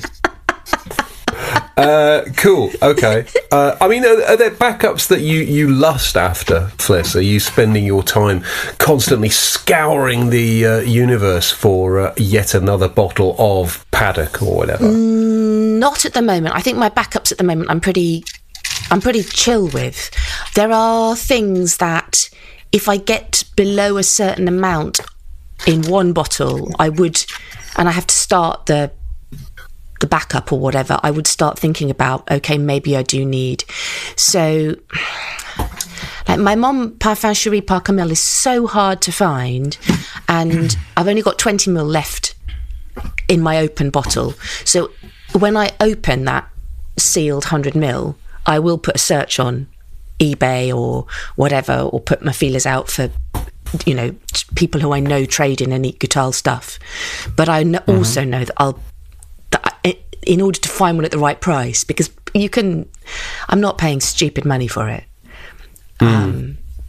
Yeah. And some people, I mean, some of my backups are relatively cheap backups, but people have sent them to me because they know I love something, which is really kind of them. So that I've got Patchouli Antique by Len Neraides, which is now on Old Payan. Somebody sent me a 100ml backup bottle, even though I've still got 30ml left, because they knew that I wanted it. I love it. And they said, I can't even really sell it for a decent amount of money, so I'd much rather you had it. And there's a Moroccan tuberose. Someone did the same for me with that as well, because they're like 20 quid. But rather than... Why are people always giving you shit? No one fucking gives me shit. Well, I give people shit. They give me shit, but... that's probably the problem. Yeah, no, I don't give anyone anything. No, I don't put stuff out sort of like into the universe. There's a pay it forward thing, isn't there? I mean, I might not have given that person something, but there is a pay it forward in my end of Instagram anyway. There is a your end of Instagram. But I think it's what end is your that? end, though. Well, I don't know. I think the posh end. No, it's not posh at all. I think it's quite a sort of like tight-knit group of this. It's Instagram, actually. Instagram. I think you'll find it's Instagram. I think you'll find you can all fuck off. But, we do inhabit different areas of the community, don't we? Do we? I think so. I mean, you have got 45,000 followers. I've got 1,000. How many followers? 45,000? No. It's more than that. It's about 51,000. Is it 51,000? I mean, that's a huge number of people. Don't be knocking his follower count. Fucking hell. He's worked hard for that 50k of bots. Bots. But, you know, they're looking at your photographs. No one's looking at my photographs because they're shit. There's a very different... People are reading your captions, your captiones. My captiones. And also, I'm private, so you have to ask to follow me because I just don't want lots of people. Yeah. So it's an exclusive club. It's not exclusive club. It's just private because I write private things, personal stuff. Okay. But you know what I mean. It is different. We do inhabit different Instagram differently. Ends. Yes. You're at the posh private end with a tight knit circle of people who give each other gifts and stuff, and I'm basically out there with the fucking hoi polloi gated community. Over there. Exactly. People give you stuff all the time. Hang on, Mr. Promo. You get so much shit through your letterbox. Yeah, but that's different. Don't know. That's different. Different. Yeah, that's not out of the kindness of the heart. That's the fucking corporate machine just fucking pumping them out, being like, come on, sell these for us, you cunt. Yeah, exactly. They are not. They're not doing me favours. And being lovely, like in your private community. But you are also part of that private community, though, Dan, because you gave me Habit Rouge EDT. Well, I want it back. I don't know why. Why do people give Fliss things? I don't know. Dan, why did you give Fliss? I don't know. She just sort of looked into my eyes, and everything sort of went a bit wobbly, and I handed it over. It's like some sort of magic trick. No, you make me sound terrible. I'm not terrible. Well, I give you are things terrible. Back. There's a nice little. There's lots of there's lots of letters being sent around with samples and handwritten notes. It's lovely. Handwritten notes. Yeah. Fucking hell. Yep. No, I don't do any of that shit. No. Muesli Brigade over there. Muesli Brigade. You should move to Brighton, Fliss. You'd get on well all right down here. Yeah. No, she's in Margs. Isn't that sort of equally sort of... I think it's better than Brighton. Brighton's a bit, old hat now, isn't it, darling? They've all moved to Margs. Yeah. Okay, well, so that is good and interesting. I mean, what is your perspective, Fliss, on the general concept of backups? And are they an essential part of collecting, or is this just a little bit of fucking anxiety that maybe you'll run out one day and... it's almost entirely anxiety driven. I'm much less anxious than I used to be. I used to have loads more backups than I do. To have got them down to 20, whether or not they're full or partial, was a big step for me. And I sold a lot when I really, really sort of like slimmed down my collection. They have the number of duplicate bottles has increased again. It's completely about anxiety, particularly as a lot of the things that I've got duplicate bottles of are either harder to find or are discontinued completely. So things like Shalimar Filtre, discontinued. Shalimar Eau de Cologne, again, I mean, that's much harder to find. Number 5 Eau de Cologne is discontinued. If I see a sealed bottle on eBay for a really good price, I'll be on it like a tramp on chips. Is it driven by reformulation though? Because if it's not something that's discontinued, let's say, and there are modern bottles, but you're not happy about the formulation, does that apply to? Yeah, it does. So there's a number of Unique Goutal's where the newer formulation after the company changed hands is nowhere near as good as the original. Mm-hmm. So all of their incense, the Meur Ardent, the Ombre Fétiche, and the Encens Flamboyant, the newer ones have got quite a heavy woody amber base, which I am now so sensitive to. So those backups are about, I saw a good pre-reformulation. Right. Yeah. Cool. Yeah. No, that's yeah. Well, that's it. You like what you like, and yeah, it's not just about having the actual thing. But this is the thing. I think it's driven with a lot of people, especially obviously with the vintage ones, where they're they're diminishing in numbers, aren't they now? So they are, and I don't. So I will buy, like, if a decent price comes up, I'll buy like another bottle of Balenciaga perhaps, or I buy another Derby or whatever, because I'd be confident that these things would hold their values. They wouldn't be redundant sort of investments. But am I really worried about running out of perfume? I mean, I've got more perfume than any human could use in like 20 lifetimes. The idea that I'll run out of something is honestly, I mean, it's objectively rather fucking stupid. But you're also someone who discovers a lot of new stuff, like either with it being sent to you or whatever. It's not like sure, it's not like you just get a sample like I might do and then go, oh, I should get that one day, and then never get it because I just move on to the next thing and sample stuff. When you get it, again, just coming back to the fact that you do get sent stuff, which is great, because you can just go, I'll just have this now, and then I probably don't have to buy it because I've got 100 mil of it or whatever, and fucking happy days. Do you know what I mean? So that's great from that perspective. And I'm not saying obviously you don't still love the vintage stuff and whatever, but that is like a cool thing, because you can discover things and go, oh wow, I love this, and you're probably really not. I mean, a lot of the time you do buy it though, don't you? You will buy another bottle or something. I tend to buy, so I do buy a lot of perfume still, but some people may not like this fact, but I don't give a shit really.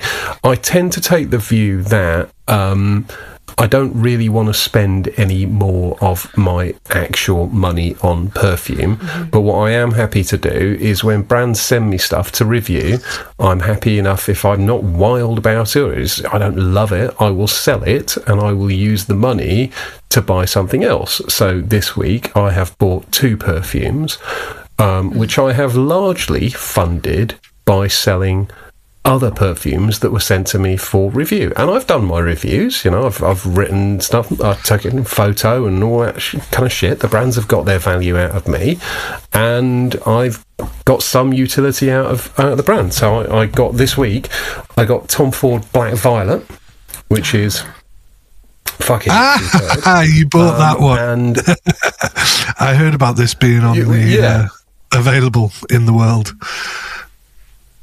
Oh, really? It's been a bit available in the world. Oh no! Have you just bought it? Yeah, but it wasn't through the Doug. Oh, okay. He was saying somebody was trying to flog one of those the other day, and I was like, oh, okay. I don't. No. So I got a very fair price for it, because I put a sort of thing on Facebook saying, does anyone have one of these? Because I fucking love it, and someone did. But the other thing I bought was, I don't know if you've seen this, but this is I have on your thing. Brooke. Yeah, so Brooke Sanselier stock this, although she's out of stock now, because I think I bought the last one. But it is Rendezvous by Sonia Safe, I think you pronounce it, or Safe. And it's an Antoine Lai perfume, and it is staggeringly good. Oh, really? I mean, it is staggeringly good. Fucking gunpowder, rhubarb, iris. Wow. It's fucking miraculous stuff. And honestly, this is probably the best perfume I've smelled all year. Wow. So I bought that with my own hard-earned cash, which I earned hardly by selling other stuff that brands had sent to me. So I'm not quite sure how I relate all that to backups, but I will say that if an opportunity to buy a backup of either of these, in fact, the Tom Ford or the Rendezvous, if that opportunity presents, I dare say I'll be on it. Mm-hmm. Ben, your backup position. I have more anxiety that I will go off a perfume than I will run out. Wow. I think. Because I tend to wear perfumes in a way where I'll wear it like 3 or 4 days and then I probably won't wear it again for like another few months. Sometimes you're only even wearing like 2 months. sprays at a time. Do you know what? I've started to spray more these days. You've been shamed into it. I keep it on one arm still, but I spray like 4 or 5 on one arm and just leave it at that. But it's doing no good for the amount of juice I've got. Don't say juice. Oh no, don't say juice. Yeah, no. So I have more anxiety about that. I don't have a single backup. I almost was tempted once by a bottle. No, funnily enough, not, because I've got such a fucking massive bottle of that. I know I'm was never 250 ml. Yeah, and it's about 3/4, maybe even more than that, full. So I know I'm never going to run out. You could wear that every day for the rest of my life. Yeah. Well, maybe not the rest of your life, but I mean, probably you could wear that every day for like 5 to 10 years, the amount you wear, and still have some left. Exactly. So I'm not worried about that. And the odds are 0 that you'll do that. The only one, like I say, I almost did was, and it's not even Zerjoff Fatal Charm, right? And I love that perfume, right? It's a bit sort of powdery and weird, but I love it, right? And the only reason I was going to buy a backup of it is because Nilo was selling them for like fucking 50p on the groups. Like he was trying to shunt his last stock for ages, and he dropped the price to like £15. And I was almost like, there is not much more in this world that you can buy for 15 quid. So I was tempted to buy one of them, and I still was like, fuck it, I don't need it. Like, I know it's cheap, but I don't need it, so I didn't. So yeah, I just don't really have any backups. So I don't think I'll probably ever run out. I worry much more that my taste will change, because quite often I buy perfumes that I'm in love with, and then like a year later I'll smell it and be like, oh, don't really like this, or it's not what I remember, or I don't like it as much. So yeah, I'm not too fussed. I kind of accept it that if it's gone, it's gone. But saying that, I think my collection is a little bit different to like you guys in some ways, in that I'm not that fussed about vintage. Like, I don't really collect vintage. I can see why you might collect backups of something that's very hard to get. But I just don't really have anything that's super hard to get, apart from Au Noir, and I've got such a big bottle of that. And even that's not hard to get now, because they've redone it, haven't they? Yeah. I know it's a different formulation, but it's still, at a push, I could still get it. Is it a backup if it's a different formulation? I don't know. So if you've got 50 bottles of Aventa, Aventus bros about that. Yeah. I've got a backup 14XO. Yeah, let's not bring them into it. I shouldn't be too harsh, but I saw a picture the other day of someone of the Aventus cologne, and in the background it was like the depth of field was all like fluffy, so you couldn't really see, but all you could see was just racks of Aventus behind it, and I thought, cunt.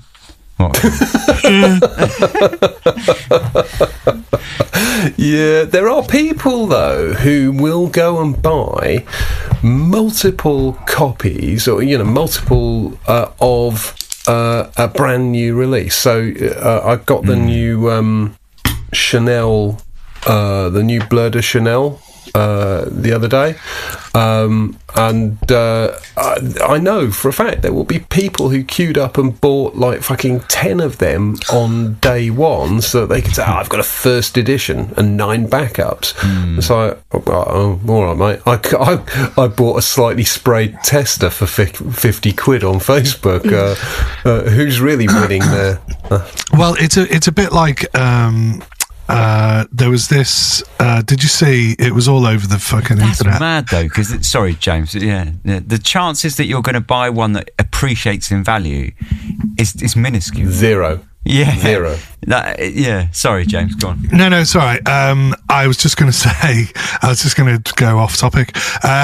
Basically, out of character. Yeah, very. There was all over the internet. There was a thing about this spud shop that was opening. It's like just a jacket fucking potatoes, right, in Liverpool, and they made a huge big thing about it. And there's people like, I've been queuing since 2 a.m. and stuff like that. And it's like, why? For fucking jacket potatoes? Are you mental? And anyway, there would used to, did it used to be a chain? I know there was one in Chester. It was called Spud You Like. Spud You Like. That was a chain, wasn't it? And it just did like beans on a fucking spud. And it's like, it's that all over again, but somehow it's like hyped and like, oh, it's for the fucking TikTok generation. And people are queuing up at 2 o'clock in the fucking morning to go to this place just because it's all been hyped, online. The place is absolutely like doing massive business, and it's a fucking jacket potato. That's fucking ridiculous. Anyway, sorry. I'm looking at my collection, right? I'm trying to think like what I might buy a backup of if I was to buy one, and just to try and get in the mindset and the spirit of it. And I might probably Deceta Oud Infinity. I was about to say Oud Infinity. It's gone now, and it's never coming back, and so we know that's done. So I potentially might buy that. But I have tagged you occasionally in a sales post of Oud Infinity, and you've always at the moment I've got fucking 48 mil of it. I've only ever used like a tiny amount. You don't need a lot of that, do you? Yeah, exactly. Yeah. Most of that was making samples for us as part of the podcast. Probably, yeah. And the only other one I can really think looking at that is that perfumes, the hay, English hay. Again, because it's so rare, I'm never going to get another bottle of that. It's fucking brilliant. I love it. I haven't really, I've got loads left, so I don't need one. But in my mind, I'm thinking I'm never going to get that again. So that would probably be a potential, because that's really good, and I would never ever get that again. So yeah, maybe that one. But otherwise, probably everything else on there, I think, is either replaceable or forgettable, which says a lot, doesn't it? Yeah, it does rather. I'm surprised, actually, Ben, that you don't own any backups. I thought because I'm a bit neurotic. No. Well, yes, you are, but that wasn't what I was thinking. I sort of assumed that you would have like 6 random bottles of some like cheapy clone that you bought once and thought, well, if I'm buying one for fucking £7, I may as well buy 6 for like £5 or something. And then you were like, oh my god, now I've got all this terrible fucking perfume. I figured that would be the most likely route to you having multiple perfumes. Yeah, no, never. I'm too cheap, I think. Cheap? Yeah, I have just remembered my very first backups that were yes. 20 years ago. Penhaligon's had a perfume called Zizonia, and it was in their original range, and they said they were going to. Was that only for people in the gated community of Instagram? Genuinely, what a pile of twats. But I heard that it was going to be discontinued, and so I went to the Penhaligon's shop on Oxford Street, and they hadn't got any left, and I panicked, and I ended up calling their head office, and they sent me 6 bottles from their back stock for £12 each, and I was so happy. And then obviously I got to the point where where I got to the point of where Ben is, where I was like, I'm really sick of this now, because I didn't have so many bottles or so much stuff. I just had 6 bottles of Zizonia, so I sold them. But yeah, I think that was the first time I experienced mad anxiety that there would be something that I wouldn't be able to smell again. Do you know what I do have a backup bottle of that I forgot to say? I was thinking, whilst we've been talking, I remembered 2 other perfumes that... Go on. I'm extremely laggy. Sorry, I said that about fucking 30 seconds ago. Yeah.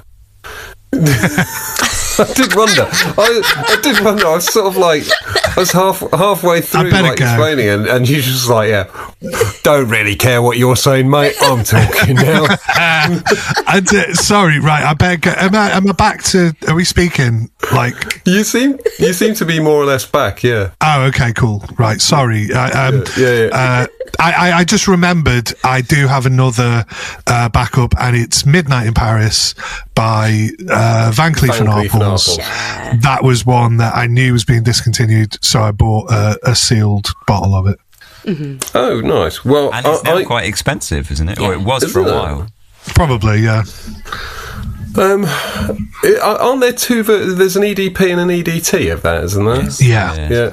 Is there one in particular to get? The P, I think. The darker bottle, isn't it? It's slightly... Is that right? I think so, yeah. I think mine are both EDTs. Which one should I get? Not the one James has got. No, well, I mean, to be honest, I think I remember trying the other one and thinking, like, there's no fucking difference. But, you know, I suppose if you owned both, you could probably subtly tell the difference. But at the time, I was like, I don't fucking care, really.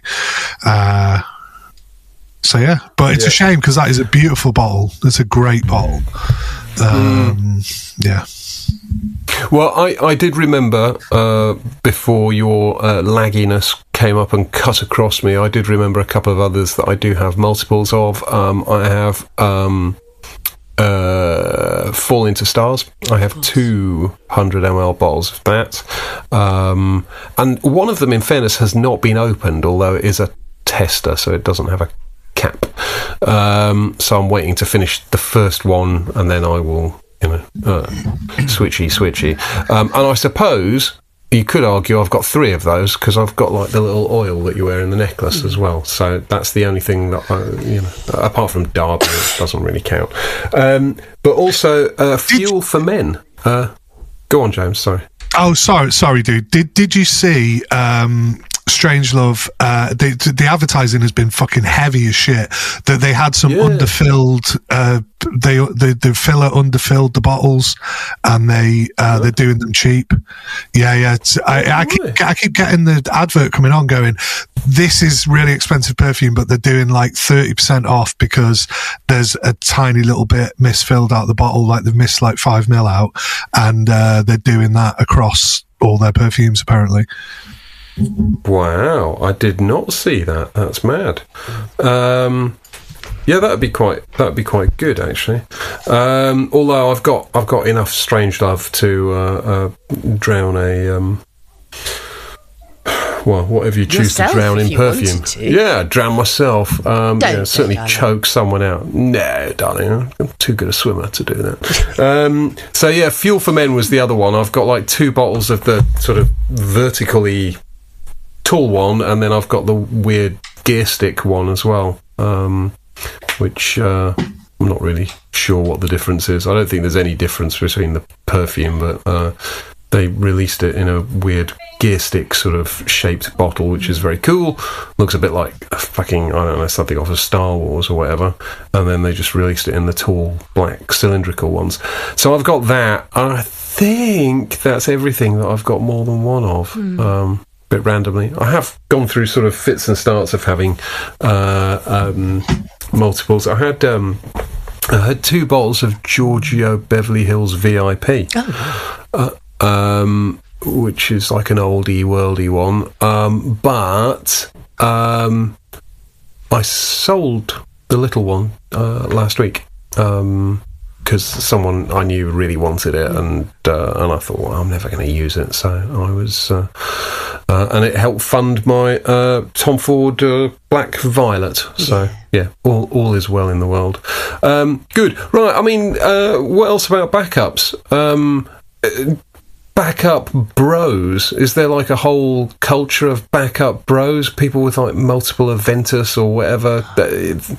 Is this a thing? Like, backup bros, like an actual thing, or are these just like knobheads? I don't think it's just bros. I think in the vintage community, there's often people will put Insta pictures up, or some of the vintage Facebook groups up. They'll put pictures of, say, all their Nina Ricci Desidera, and they'll have like 12 different bottles, all the different shapes, the different concentrations, whatever, and it'll be Chanel number, all their different Chanel number 5s, or all their different Les Oderants, and sometimes that's because the bottles are different as well.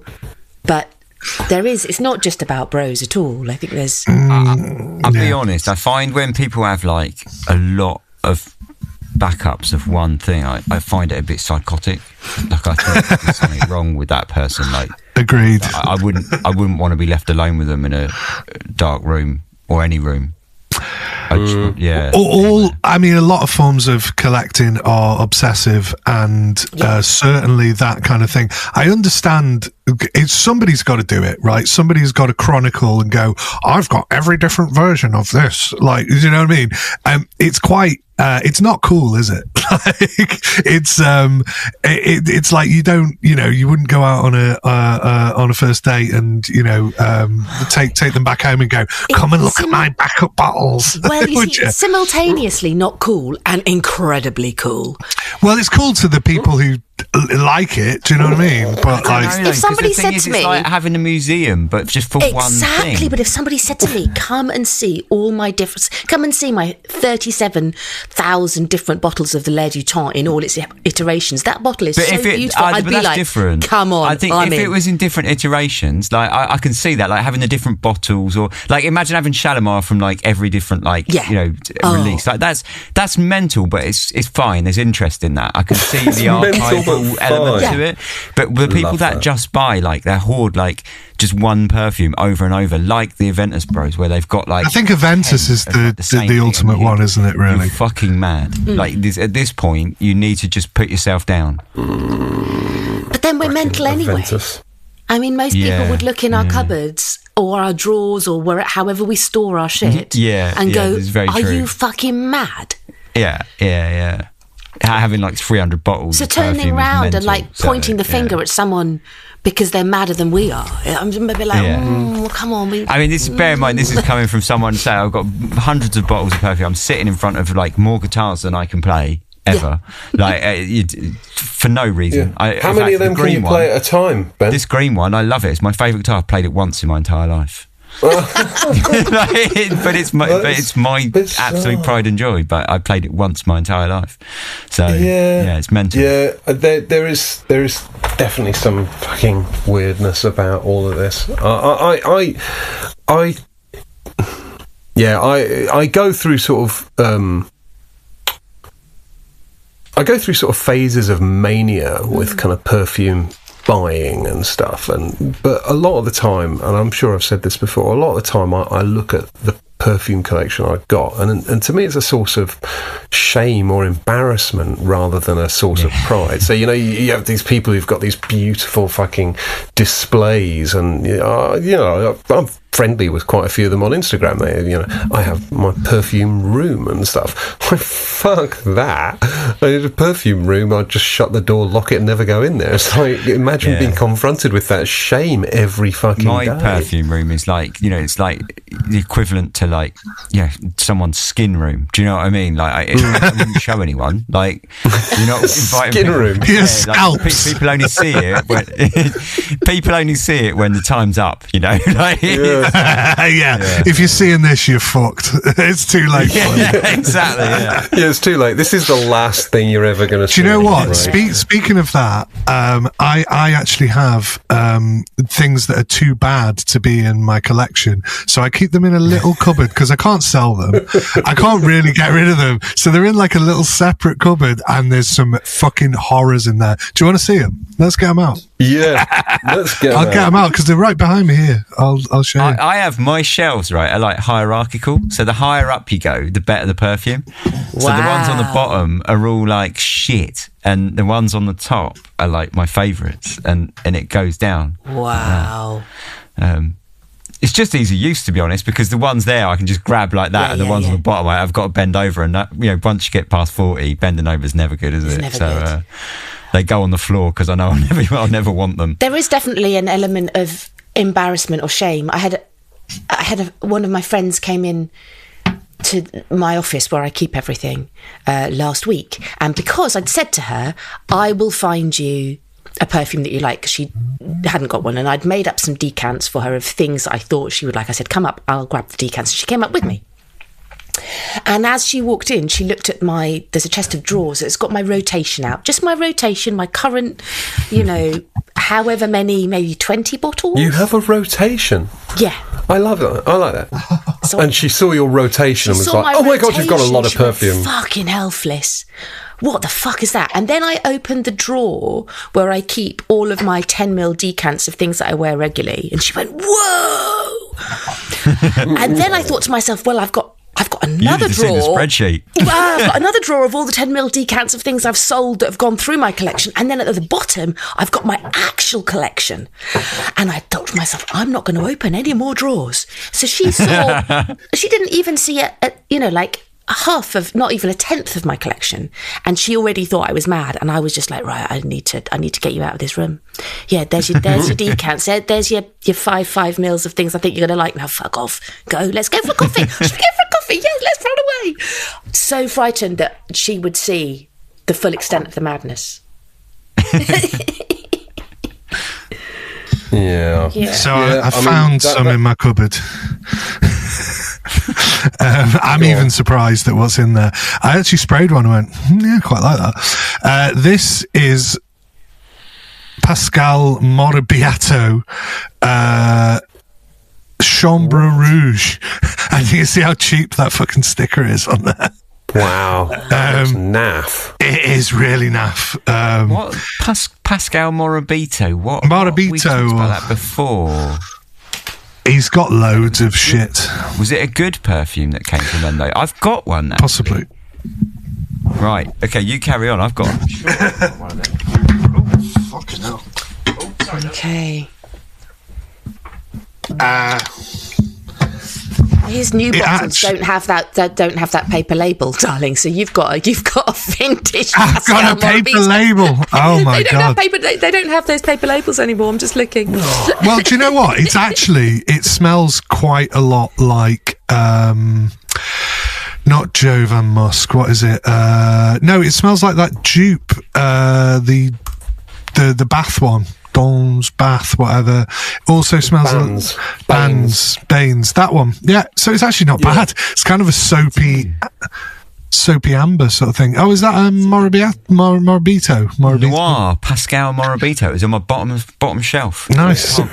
What's it smell like? Which is where he keeps all the bullshit. You both have been hiding these Pascal Morabiatos, or I'll see your Morabito, and I'll raise you Yardley Ink. Ooh, wow. That sounds really bad. That does sound bad. Do you know, it's kind of... Hey, James, are you really into perfume? Yeah, I am. Check out Yardley Ink. Okay, right. What the fuck is this? I bet Ben's got this. Oh my God. But it's some Japanese... It's called Sukayo, and it's by Anayaki. And it was actually expensive. This was like a niche brand, but then it just went to shit, and I think I got it for like a couple of quid. It's not a great perfume either. I mean, it's got a really weighty cap, and the bottle's pretty interesting and stuff. Anayaki Sukayo. Nice. You know, this Pascal Morabito Noir is actually pretty good. It would definitely be one that I would send you chaps on a blind smell. Oh, really? And have you, yeah. We need to have a trash episode. I've said this, right? What have we got that's all our worst perfumes, and we need to send them to each other? Yeah. I mean, why not? I mean, I'll just send you some more Soma stuff, and you can talk shit about it. You can't. Okay, so what have we actually what have we learnt about backups? What I have learnt is that we all have, apart from Ben, we all have duplicates of various things, but there's not all that much we've got in terms of sealed backups waiting patiently on the shelf to be deployed in case of tragedy. and that nobody really has any desperately strong opinions on this. I know that everybody other than James despises the word juice. I know that Ben and James have a shame shelf where they keep the shitty stuff. But other than that, I don't feel I've learnt a great deal. Fliss, what have you learnt? I think I've learnt that I am obviously the most nervous and anxiety-ridden of all of you, because I've got 20 different perfumes. And that's probably why you live in a gated community. Oh, for fuck off. Just there's no point even speaking now, is there? I'll just blah, blah, blah. Say posh, say posh, say posh. What have I learned? Oh, I've learned that I'm really, really posh.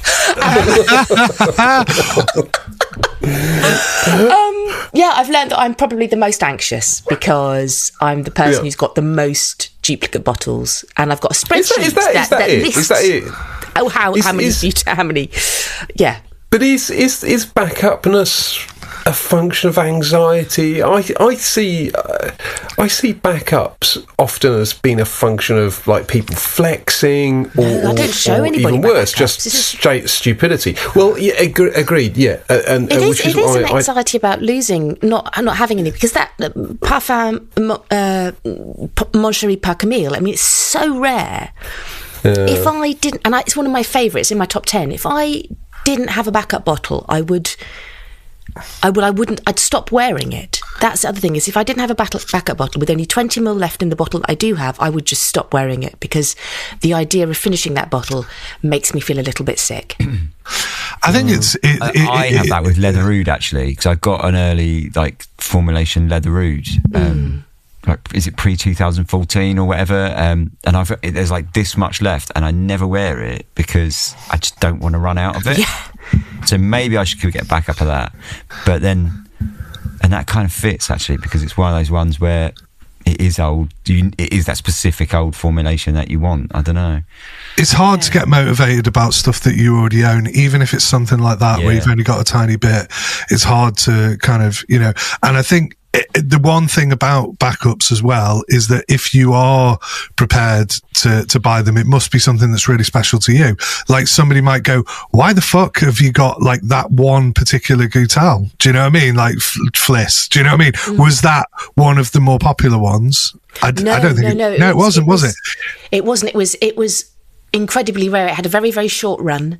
It didn't make, when the company changed hands, it didn't make the cut. Even when they changed the bottles, it didn't make the cut. It's really hard to come by, but it's the one that I feel, it's so moving. It's so moving. I remember when you sent it, I think you sent some, didn't you? I did, yeah. Yeah, it was, I really liked it, yeah. Yeah. I spoke to... I've completely forgotten her name. The two, I know. We're not worthy, I remember, yeah.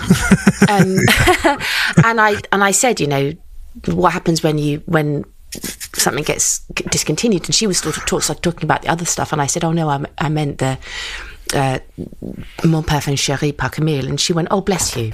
She gave me a hug, because that's the one that she made for her daughter. Oh, well, and Annick Goutal made it for Camille. So then, talking to Camille about it, Camille was like, "Oh, that's my perfume." It meant so much to her. Well, and that's probably maybe some of the reason why they discontinued it as well. Maybe, do you know what I mean? It was like one of those things where maybe she. I'm not saying she was like, oh no, that's mine or whatever, but it might be, people aren't really interested in that necessarily. Do you know what I mean? Or whatever. There might be different motivations for it, but I think it's just interesting, like say, why certain people pick certain perfumes to go, I'm going to be kind of obsessively like into this and get loads of backups of it. I mean, the ultimate backup bro is, the Duck, really, isn't it? Because I mean, he's got insane amounts of. I mean, that's like fucking manic, the amount of backups he's got. He's got every bottle of Balenciaga in the United Kingdom, I believe. Yeah.